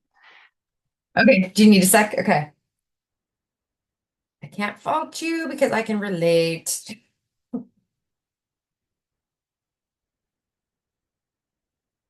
right, let's try that Okay. again. Now that Take she's two. not whining. Nuclear power can viably replace most, if not all, of our natural gas, coal, and oil-based power stations in the United States. Today, I'm going to inform you all on the viability of nuclear power compared to other energy sources and clear misconceptions about it. My name is Harlan Archer, and I've written several papers for previous college classes on this topic. I have double fact checked all the sources I've had and had a peer review on one of the papers, mainly the one I'm using for this speech. Only one new nuclear power plant has been built in the United States since 1984. Between the 3 Mile atomic incident in 1979 and the Chernobyl meltdown in 1986, roughly 54 nuclear projects in the United States were canceled. After Chernobyl, no nuclear power plants were built in the United States until 2012. In many cases, this has caused the United States to rely on fossil fuel for energy, worsening the climate and causing preventable deaths from pollution. Nuclear is much safer than any fossil fuel energy and produces practically no greenhouse gas emissions.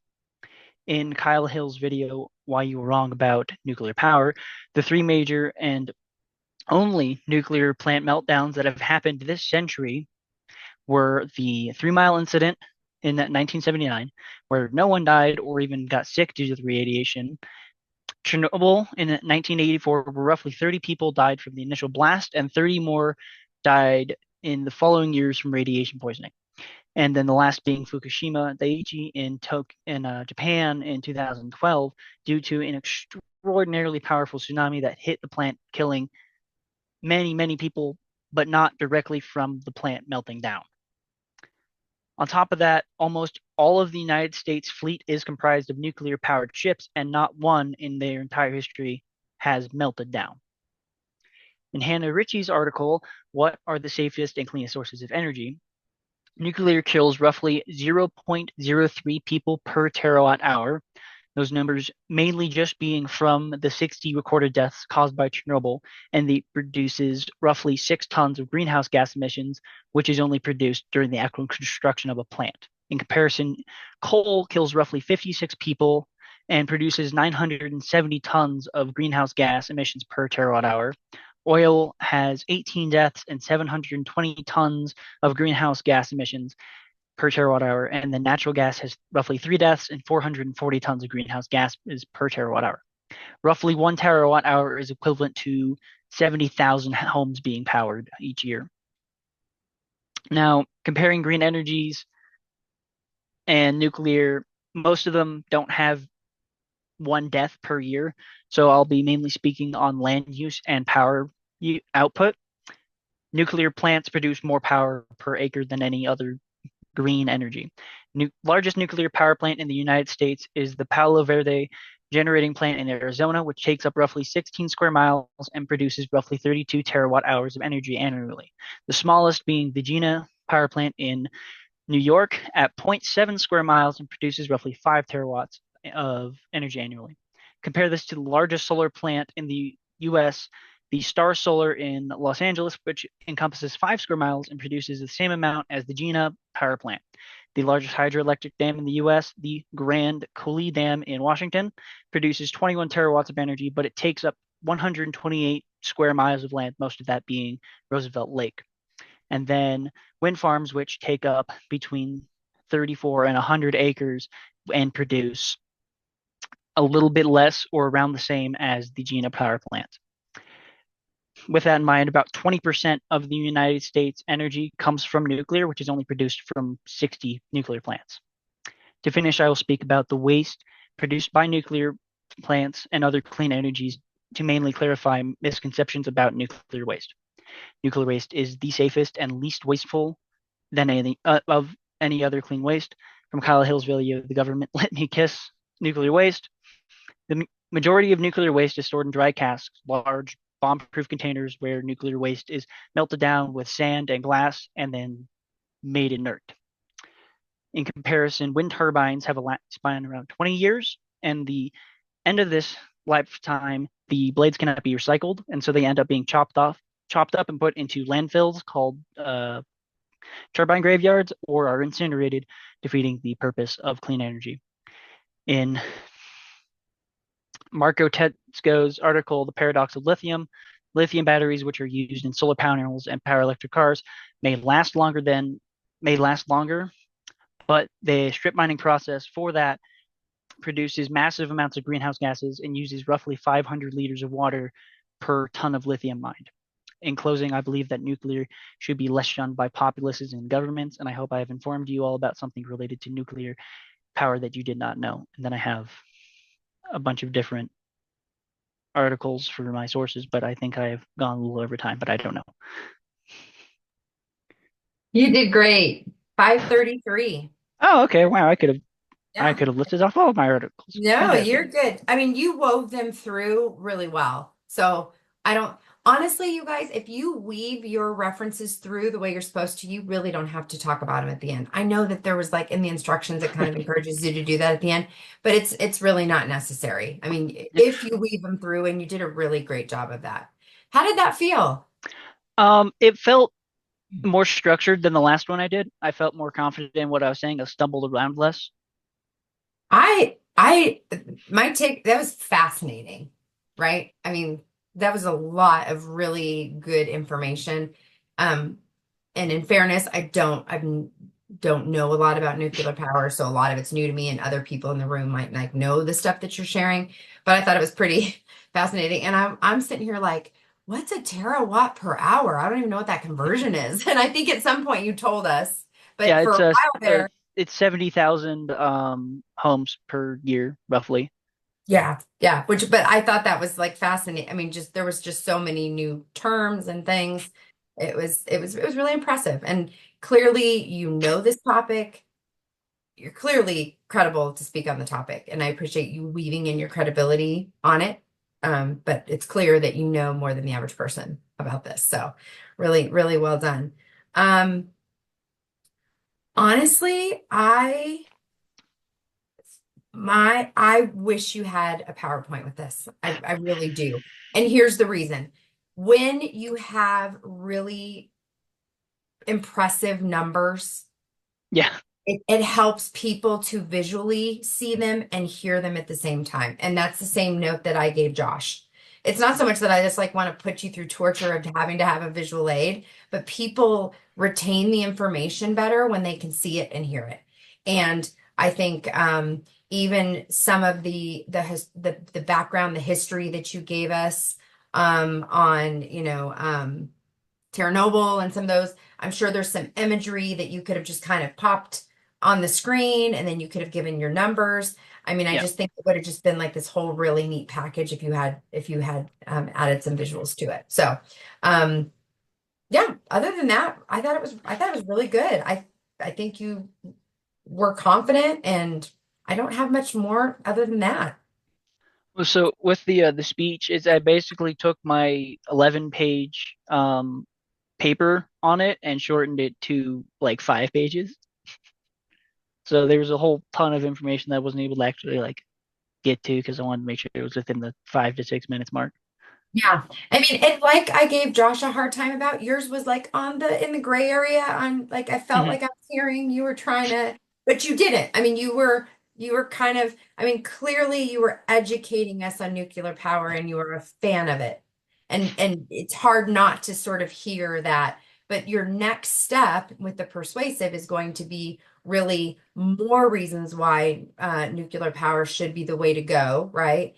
And then the added step of that is, what can your audience, what's the call to action of the audience? What can this audience do to make that happen? And same with you, Josh, you'll have to think about, what can this audience do to align with you or help your, help your case or whatever. So you guys will have to think about your call to action now that you're so close to being where you need to be with those persuasive speeches. But good job. Well done.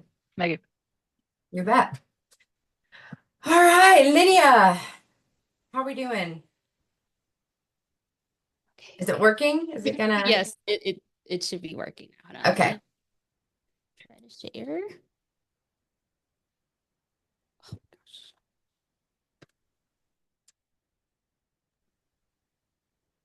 And while she's getting ready, I just want to remind you too, when you're thinking about doing visual aids, you have to put yourself in the audience's shoes. If you were an audience member and you were watching somebody else do your speech, what would you need from them to keep your attention, right? So you have to think about like, oh, what would I want to see if I didn't know about this? And what's going to keep them engaged? And if you think about it from that perspective, then, sometimes it's easier to figure out what that visual aid should look like. All right, Lydia, back to you. Can everyone see my aid? We see a red screen. Okay, great. Okay, we're ready when you are. Okay. The year is 2003, and at this point, you have been an avid watcher of Disney Channel. And all of the TV shows on Disney Channel that you have watched are TV shows such as Even Stevens or Lizzie McGuire. And you're wondering, why are there no people on Disney Channel that show families such as mine or similar to my family? So I did my speech on Raven-Symoné. So changing the landscape of children's media and representation. So today I'm going to be telling you about Raven's early rise to fame at a young age as a child actress, go through some of her iconic roles on children's television, mostly Disney Channel, and also explore her influence on children's media and representation overall for children's media as well. In 1989, Raven started as a child actor at the age of 3 on The Cosby Show. I found varying sources on this, but according to an interview from Jet magazine / newspaper in 1990, Raven's parents said that at the age of 2, she stated to them that she wanted to be on The Cosby Show. And as parents, they just made it happen. So not literally like 3 months later, they're showing her to Bill Cosby and just auditioning for certain roles. And Bill Cosby loved her so much that he had to find a role for her, and he found a role on The Cosby Show. After the success of her role in The Cosby Show, she also transitioned to other major roles in Hollywood as a child star. That includes TV shows such as A Different World, The Fresh Prince of Bel-Air, the movie The Little Rascals. She was actually a lead in the TV show Hanging with Mr. Cooper, and then she also starred in Dr. Dolittle. Now we are going to go through something I like to call the Raven era. That is a period of time during the early 2000s when Raven-Symoné completely dominated Disney Channel. She was involved in so many projects that no matter when you're watching, what day, what time you tuned into Disney Channel, you probably watched something that she was in or involved in somehow.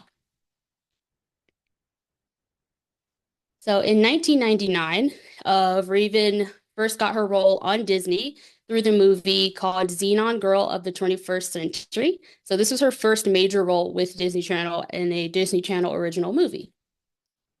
Next, she was in just one episode of the TV show The Proud Family. So this is her first kind of jump into voice acting.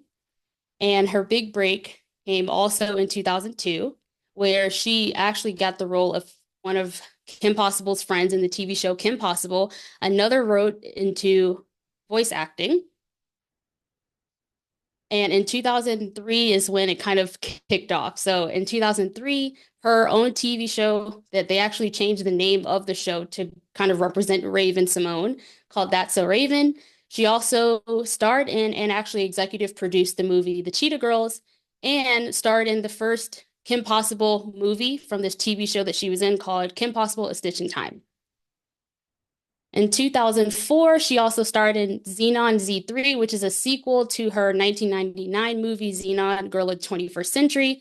And she also starred along with Julia Andrews and Anne Hathaway in the movie The Princess Diaries 2, Royal Engagement.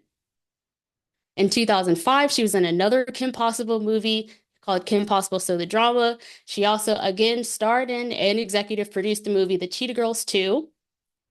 2006, she appeared in a crossover episode where she played her That's So Raven character, Raven Baxter, in one of the, in my opinion, most iconic episodes of all of children's television called That's So Sweet Life of Hannah Montana.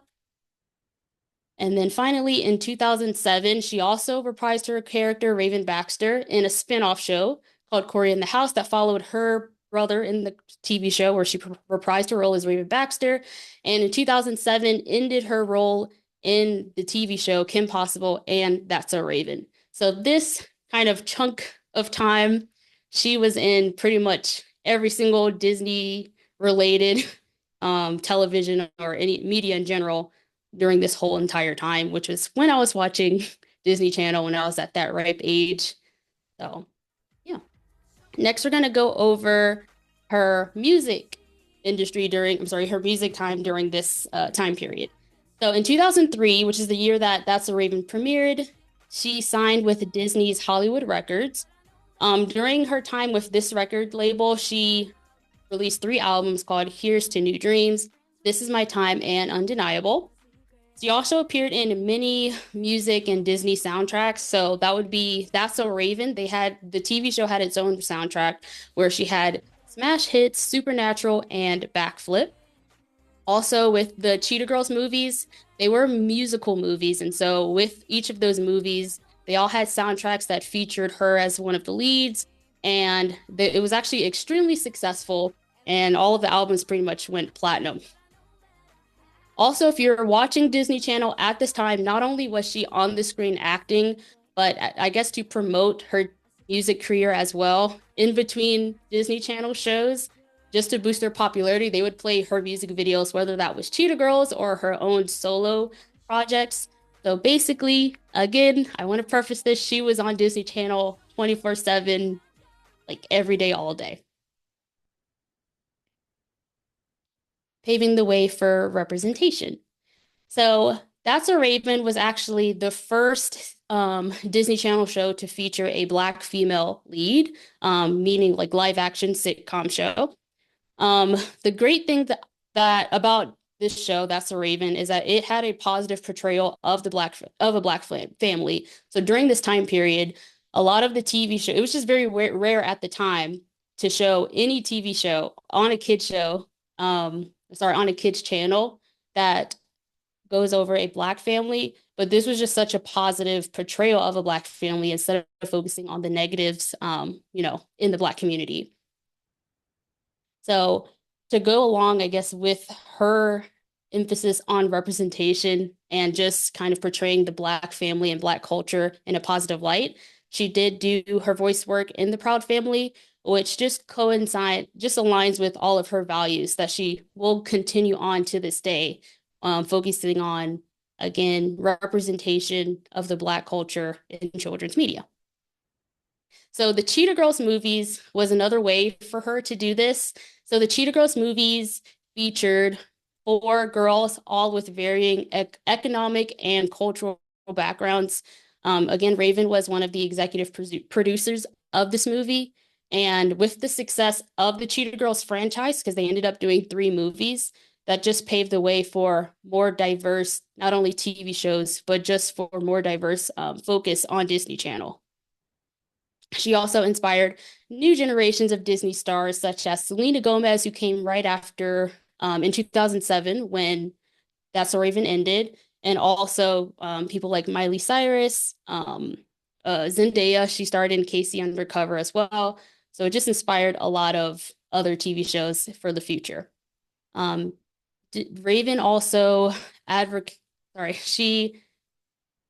she just focused on the advocacy for diversity in entertainment during her time period on Disney Channel, during the short time period of the 1999 to 2007.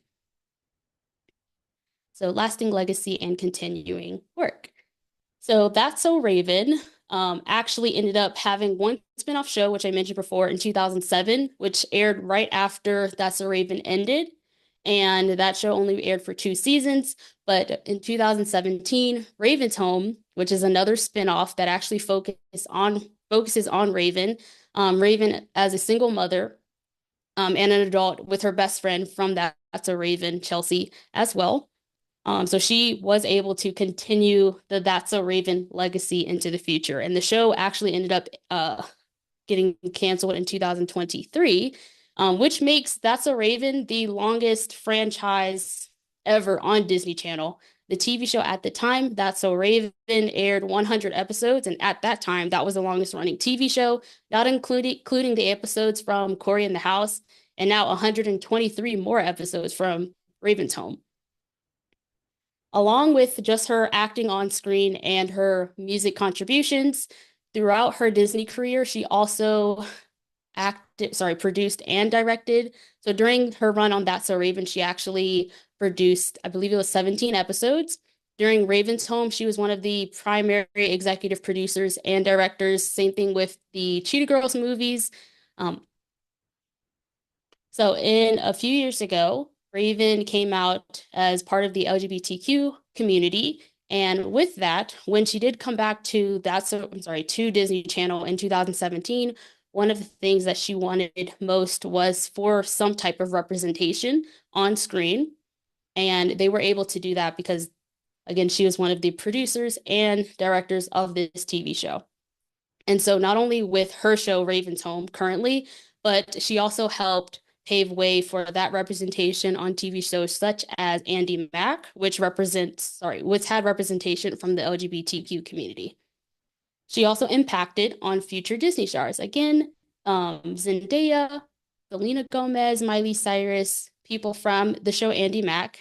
There was a lot of different future Disney stars.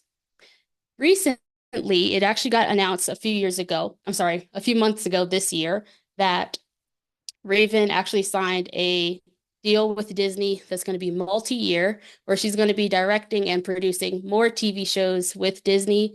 And also there's going to be a spin-off show from the That's So Raven universe, where she will be a executive producer and director on the TV show. So the legacy will never end, hopefully. So in conclusion, I just want to leave off with just stating that Raven-Symoné left an undeniable mark on children's television and on me personally.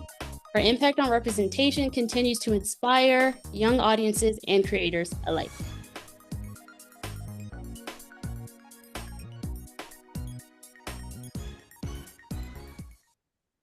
Impressive. 11:45 was No your way. time.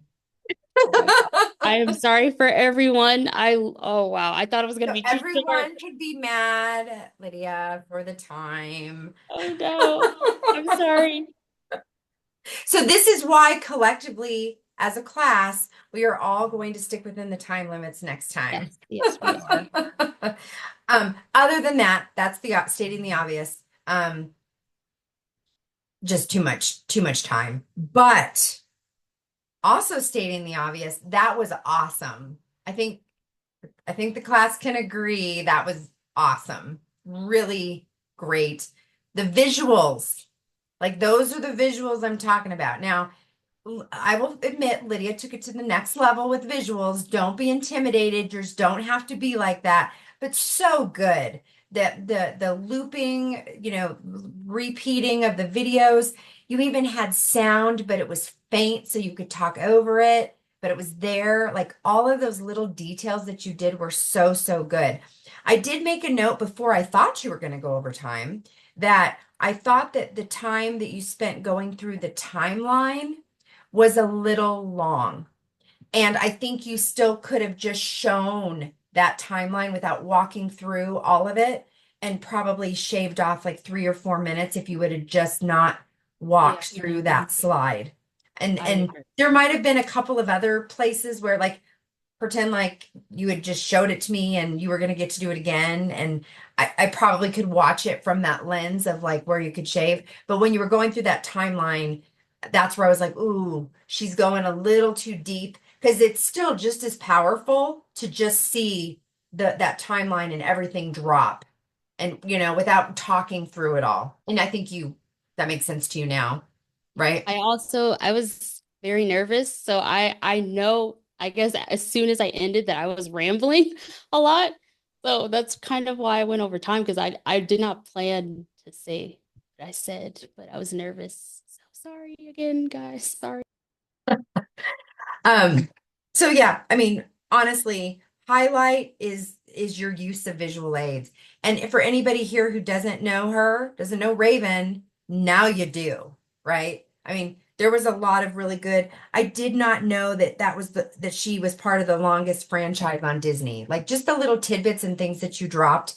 And I love the concept of you picking it about the representation and how meaningful it was to you as a kid growing up and seeing that. Like the personal connectivity to the topic was fantastic.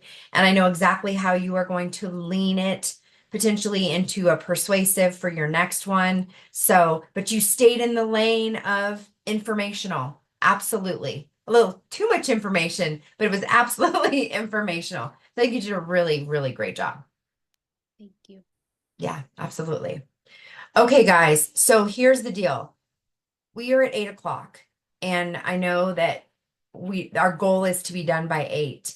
We have 3 more people to go. I know I ask you guys to stay, but if somebody is like, my family needs to be fed, like if there's something that you need to go, I appreciate your time. And I think that Lucy, Shane, and Gabby would understand. So if somebody needs to just like bow out, quietly, feel free to do that. Except for you, Lydia, you have to stay. But again, please just know that if you need to, it will be okay.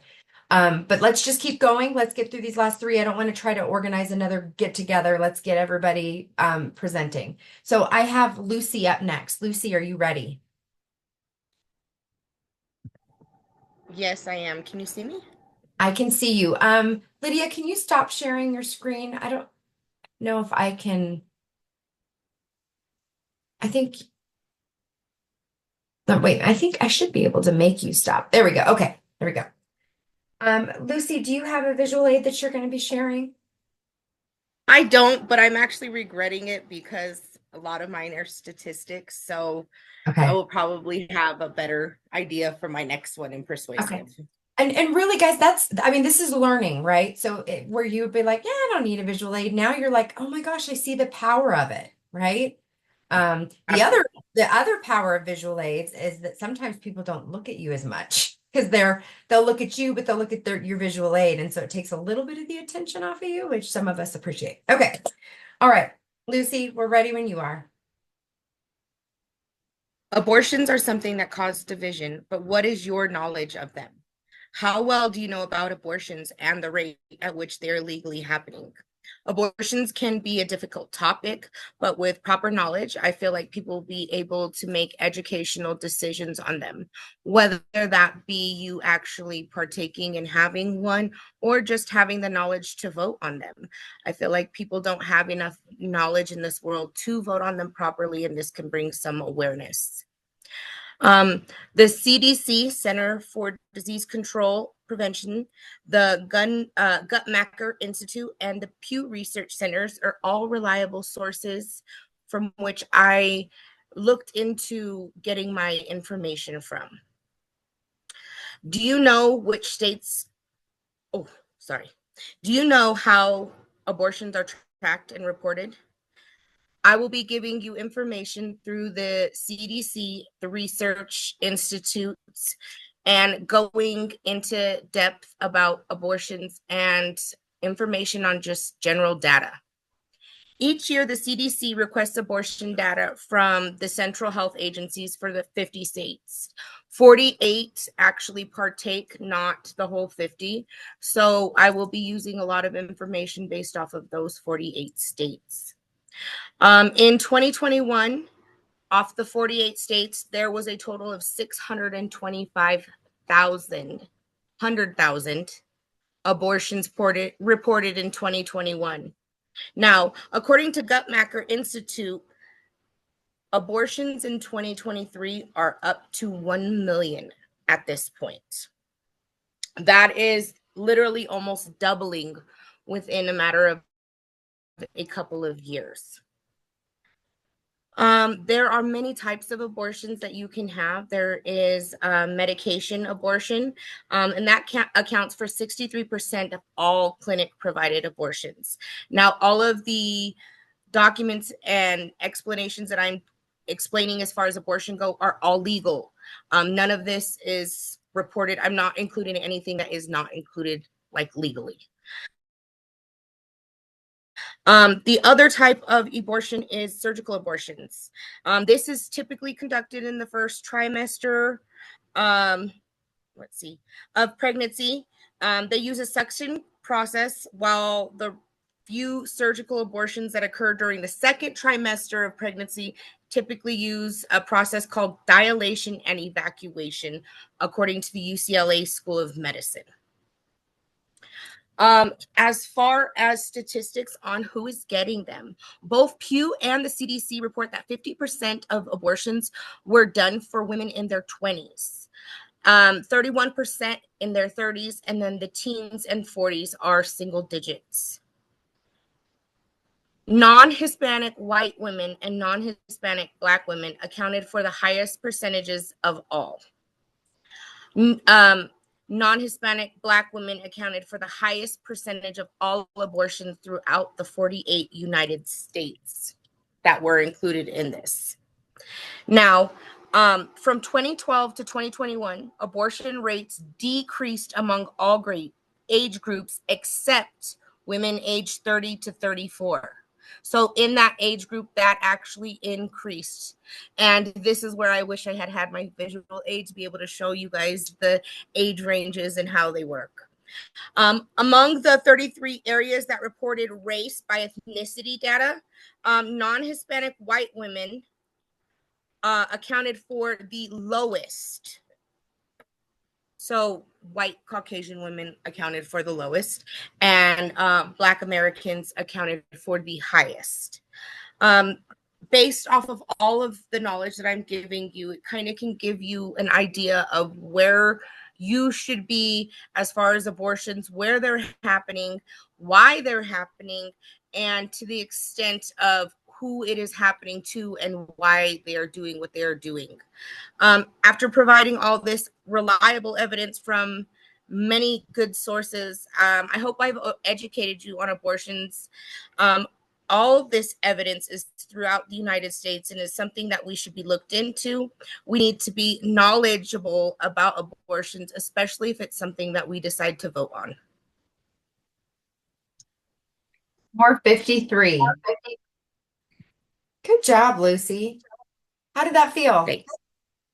Honestly, so this is my first time having to do it in the class. Usually I have my own audience, so I was pretty nervous just because I haven't got to actually do this in front of the actual class.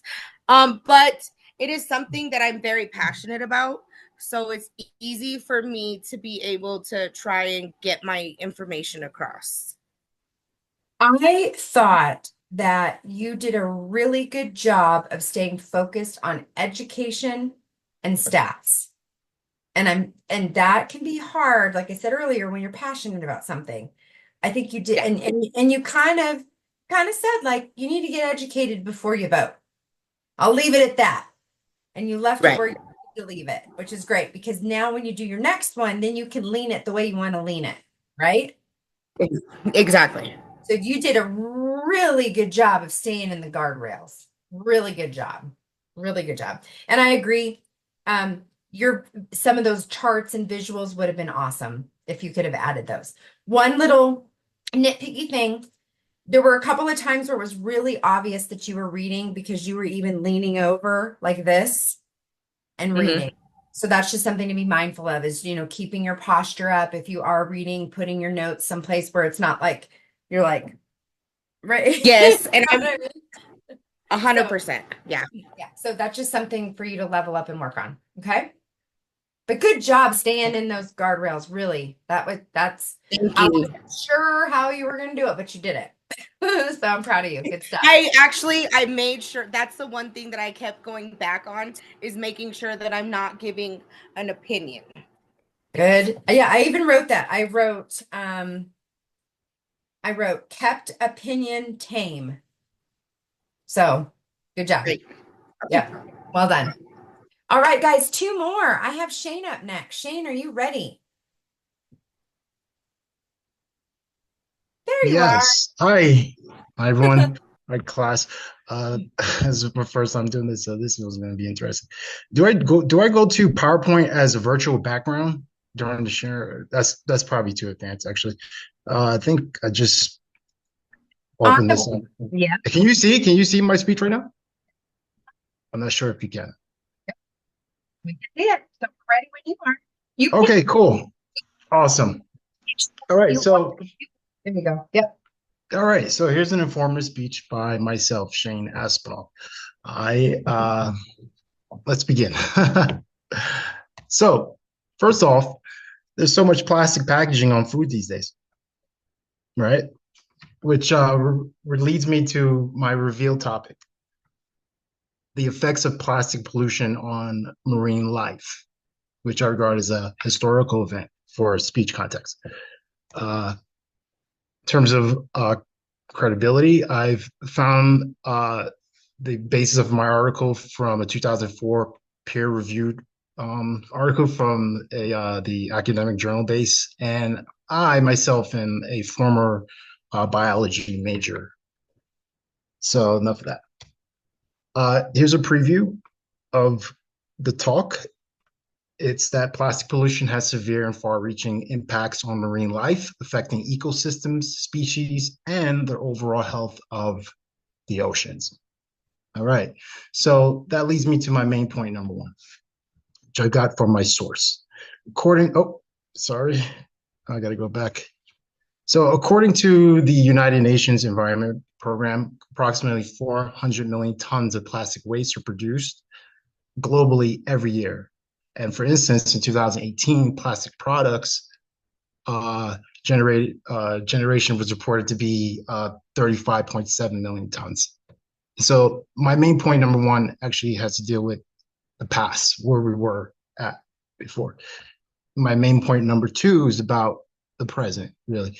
So in present, marine plastic pollution still poses a significant long-term threats to marine ecosystems and potentially human health, emphasizing the urgent need for global initiatives to mitigate this ubiquitous form of pollution. And the reason I'm reading this verbatim is because it is from a source, and I just wanted to ensure that I cited it correctly. Finally, my main point number three is this long point here, which I will read verbatim. is that despite the development of recovery and recycling technologies, efforts to reduce plastic pollution at the source, such as by implementing policies to limit the use of single-use plastics and promoting sustainable practices, should be addressed in order to reduce plastic pollution in marine ecosystems. Actually, I'll take that back. I won't read this fully, but I think it's, again, important. I just want to move on. So here are the effects, right, of plastic pollution on marine life. One has an effect on their ingestion and starvation. Two, entanglement. There are also microplastics in the food chain. There's habitat destructions, there's disruption of breathing and migration patterns, and increased vulnerability to disease. So regarding ingestion, our little marine friends here can mistake these plastic waste contaminants for food, and which leads to blockages and malnutrition, as well as toxicity. And for instance, plastic leach harmful chemicals like BPA into these animals' bodies, and it affects their metabolism and reproduction. Then we have entanglement, right? Which is kind of self-explanatory, but basically fishing nets entangle animals, entangle our marine friends, and it's not just little fish. We're talking about sea lions, bigger fish, and that's obviously a problem because that can lead to injury and death, right? The other effect is microplastics in the food chain, which causes was known as bioaccumulation, where you can see from this visual here that plastics become microplastics, which are then eaten by fish and then consumed by us humans, right? So this sort of chain that eventually impacts humans is kind of self-explanatory. And essentially it's microplastic contamination. Also, we have habitat destruction, right? Where plastic debris are damaging coral reefs. And also we have a large accumulation that's known as the Great Pacific Garbage Patch in the Pacific Ocean. And here on this visual, you can see this concentration of garbage above Hawaii, and it's pretty massive in terms of its size, and clearly it's a problem that's altering migratory routes and behaviors of marine species. And then we have disruption of breathing and migration patterns, which kind of went hand in hand with the last point. And here again, we have floating plastic debris that are polluting these breeding grounds for our sea turtles and birds. And then finally, we have increased vulnerability to disease. And I like this particular visual because it shows that the burning of plastics actually affects the quality in public air quality and public health. Because there are countries who believe that this is the viable solution to essentially burn the plastics and everything will go away. But then that's not the case. Especially our corals, which are exposed to these plastic waste, they're becoming infectious and they degrade and they decrease marine biodiversity overall. So I don't know what time I got. Never actually rehearsed these slides, but hopefully I think I'm on point. So here's my summary. The persistence of plastic in marine ecosystems, along with the harmful effects of microplastic, poses a significant threat to biodiversity and marine health, right? And again, there are far-reaching consequences. And I just want to make this informative, so let's just keep on that. And in closing, addressing plastic pollution is essential to preserving marine ecosystems, ensuring the health of species that depend on them, including us humans. And that's what I got. Well, that's the end of my speech. All right. 7:03 was your time. Oh my gosh, man, I thought it Time was flies short. when you're having fun. I'm telling you guys, Dang, I every thought single this one. was short. No, everybody. Wow. Everybody did it. Well, not everybody, almost everybody. I Okay. know. Oh man, go So ahead, Shane, spill it. Please be honest. talk to me. So I want you to tell me what you would Yeah. do differently if you were to do it again in 3 days. What I would do differently if I could do it in 3 days? Mhm. Um, I'd Don't well, tell me what you think I want to hear. Tell me tell me what you think I'll be you more would. confident, a little more confident. What's hard about with this is that I have my camera right here. I know I need to be given more eye contact. And the thing is, I was doing this through the PowerPoint. I'm looking at my slides, but then I'm forgetting to kind of give that eye contact because based on how my camera is. So I think eye contact for one, that was one that I would have done differently. Two, I would have had more confidence, knowing that it was 7 minutes, that I thought this was a short speech. And it was messing up with my confidence. And I was like, oh man, I totally bombed this.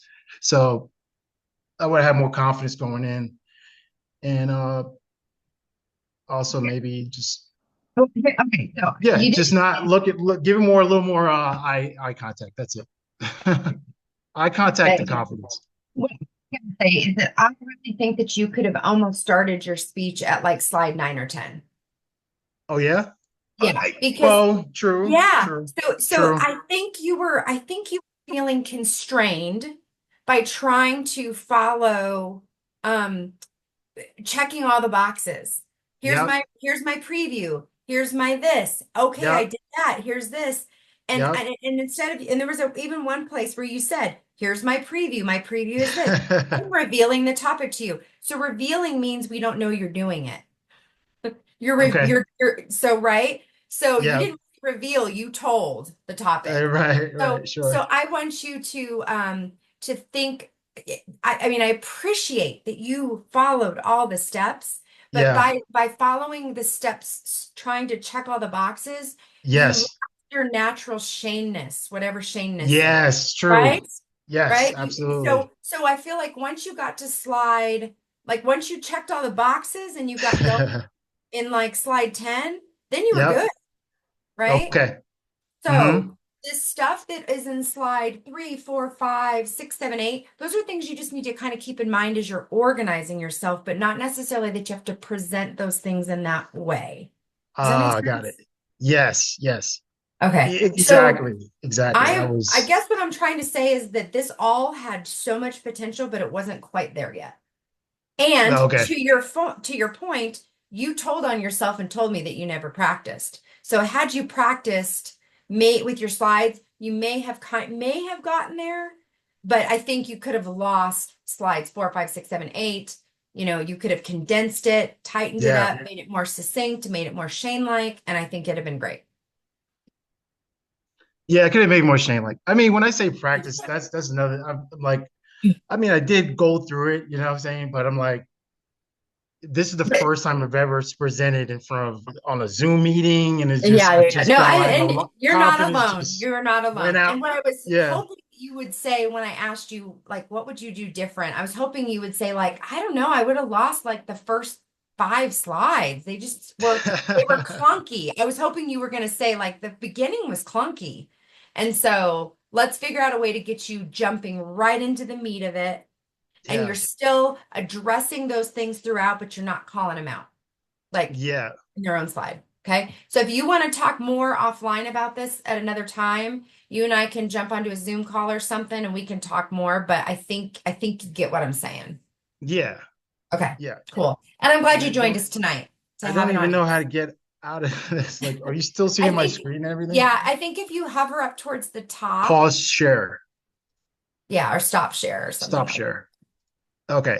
There you go. All right, there we Super. go. All right. But overall, Shane, good job. You got through it. Well done. You learned. You learned. That's the point of this whole thing. You learned. For You're sure. good. Yeah.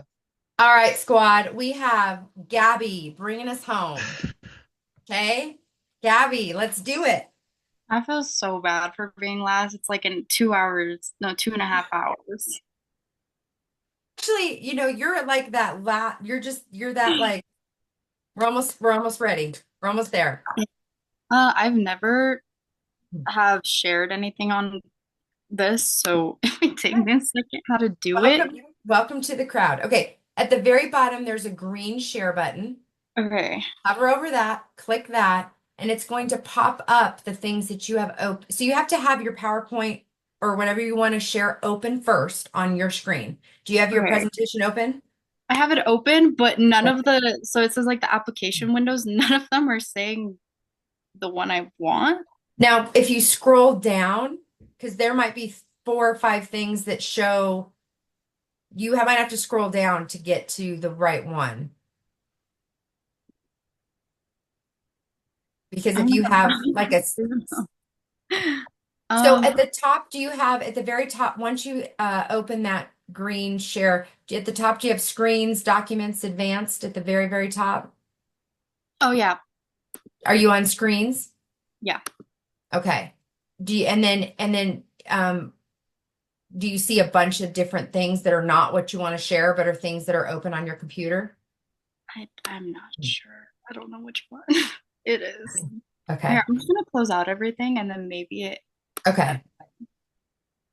might help me. I'm so sorry. I've never done this. That's okay. I promised you that I would be kind and we would give you grace if you've never done this before. This is good. This is learning. This is what we're doing. Because the reality is that the chances of you doing a presentation online, virtually, on Zoom, or something like Zoom is happening more than actually going in front of a big group at a function. So learning how to do this is a good thing. I'm not sure if it's this or should I just share my whole screen? Because I don't know. Yeah. So you clicked on the share button. Right? And then it should pop up a bunch of different options for you. And if you scroll, you're able to scroll because it could be at the bottom.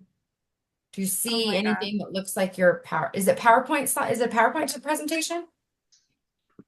Mm-hmm. Okay. Yeah, you should be able to and you have it open on your computer, right? Yeah, I have to allow it. I'm so sorry. You're fine. You're good. Okay, might work. I don't know. So you clicked on it and then clicked share. Okay. I had to allow it. So now I got it. Okay. I think I have it. I don't know. There you go. All right.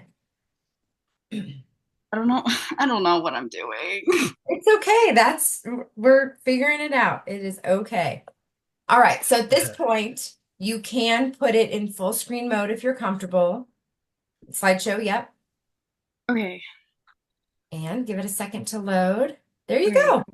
Hold up, I gotta pull up my notes. Okay. Okay. Sorry for all that.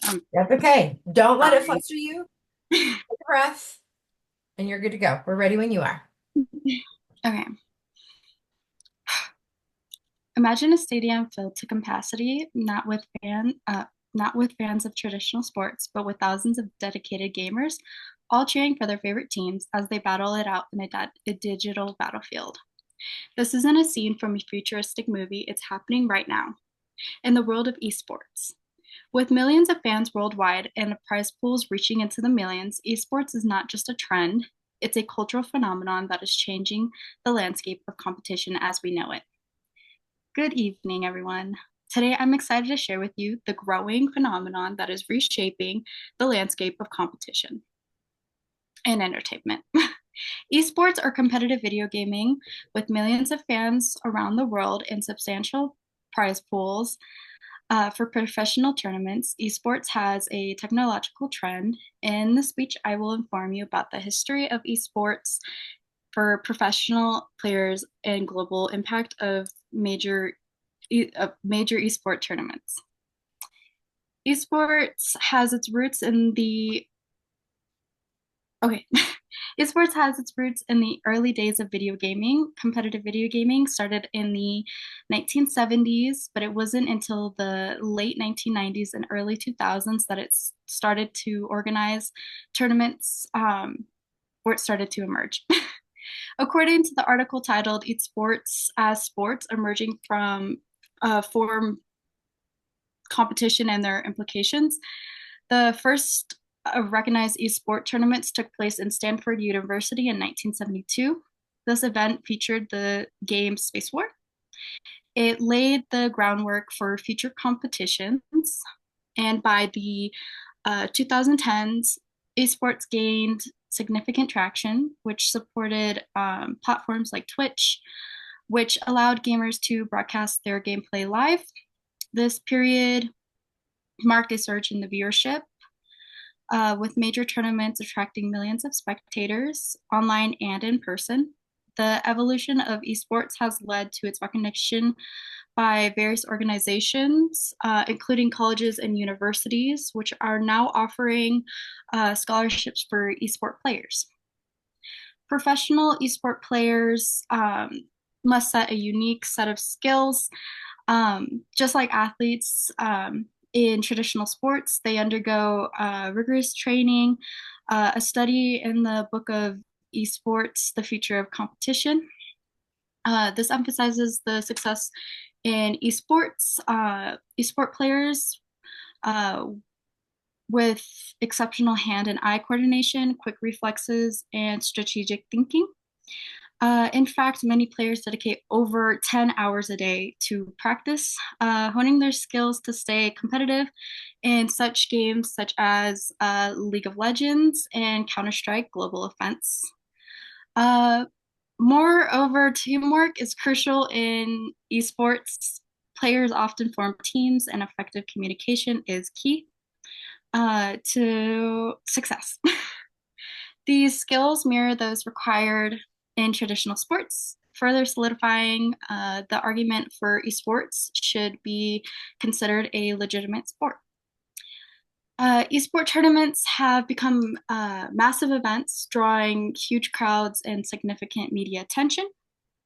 Major tournaments like the International for Dota 2 and the League of Legends, which is Dota 2, they offer a multi-million-dollar prize pool and attract millions of viewers worldwide.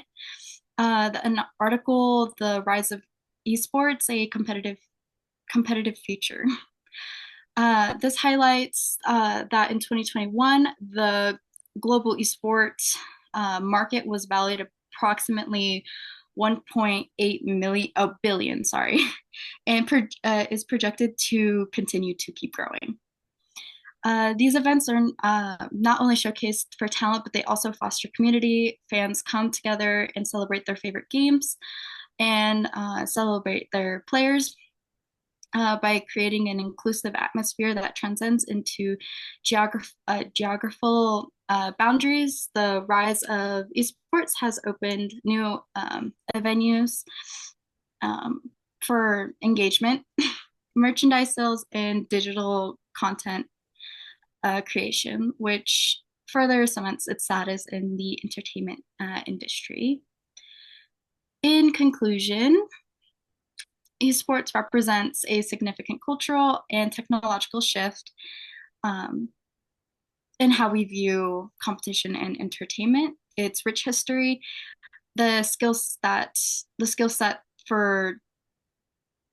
required for success, and the global impact of major tournaments all contribute to the argument for esports should be recognized as a official sport.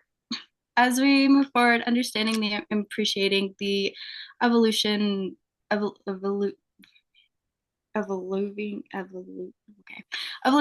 landscape that can help us recognize the value that esports brings to our society. Thank you for your attention, and I hope that you have a deeper insight into the fascinating world of esports. Oh wait, I had more slides. Sorry. You're fine. Go ahead and show us your slides. There's more. These are just showing the crowds and no, You were at different games. 552. Yeah, do you have another one? Yeah, this is my last one. So That's nuts. yeah, The these are the the crowds of masses. Yeah. the esports. So it's quite big. Good job, Gabby. 552 was your time, so you were right where you needed to be with the time. Good stuff. I was concerned, Gabby, because I was afraid that your technology stuff in the beginning was going to fluster you, but you didn't let it fluster you. Yeah. Yes. I'm so proud of you. No, I didn't have a hiccup or anything. No, you did fantastic. And I mean, you forgot to advance 2 slides, whatever. It's fine. Yeah, it Not was a big just deal. showing the crowds and whatnot. So No big deal. I thought you did great. I mean, you touch, you hint, you allude to the fact that your persuasive speech is going to be that esports should be recognized. We don't know exactly what that's going to be. You hint at it, but the gist of your presentation was just educating us on the phenomenon of esports right now. I have to tell you a really quick short story. So my son, my 14-year-old, no, he just turned 15. He is on an esports team. Last year, we went to the ceremony at the end of the year. I'm trying to be quiet so he doesn't hear me. And I couldn't. This is bad on me. I was surprised that they let her. They get an athletic letter for esports, and I was like, I was like, you're kidding. But I was like, I'm looking around the room and everybody else is like fine with it. And I'm like, I mean, I appreciate the dedication. I'm not saying that it's not. I thought it was a club. I thought he was in a club. I didn't know he was really in a sport. So anyway, and then I was quickly educated that there are warm-ups. There are proper ways. There's hand things that you have to do. There's actually like a physical, it's your hands. It's like, I mean, it's more than your hands, but there is some physicality to it. And I just was oblivious to that. So I was like blown away because I was like, an athletic letter for gaming? Like I just right. So shh, don't tell. I acted cool. I acted cool. I fit in, but I was shocked. So anyway, cool topic, Gabby. I really do think you did a great idea keeping it in the education informational lane. Obviously, you have some opinions about it that you're going to share with us on the next presentation. So those are my notes. Good job. Well done. Thank you, everybody. I know this was a long, long night. I appreciate coming together. I hope it was helpful. I mean, I think there's a lot of learning and just watching everybody power through it. And I think you learned a lot. I hope. So thank you guys. You did awesome. And I'll see you guys on the discussion board, and I'll hopefully see you in a couple of weeks when we do this again. Okay? All right. Have a great night. Thank Good you. night, Have a everybody. great night. Bye. Good night, everyone.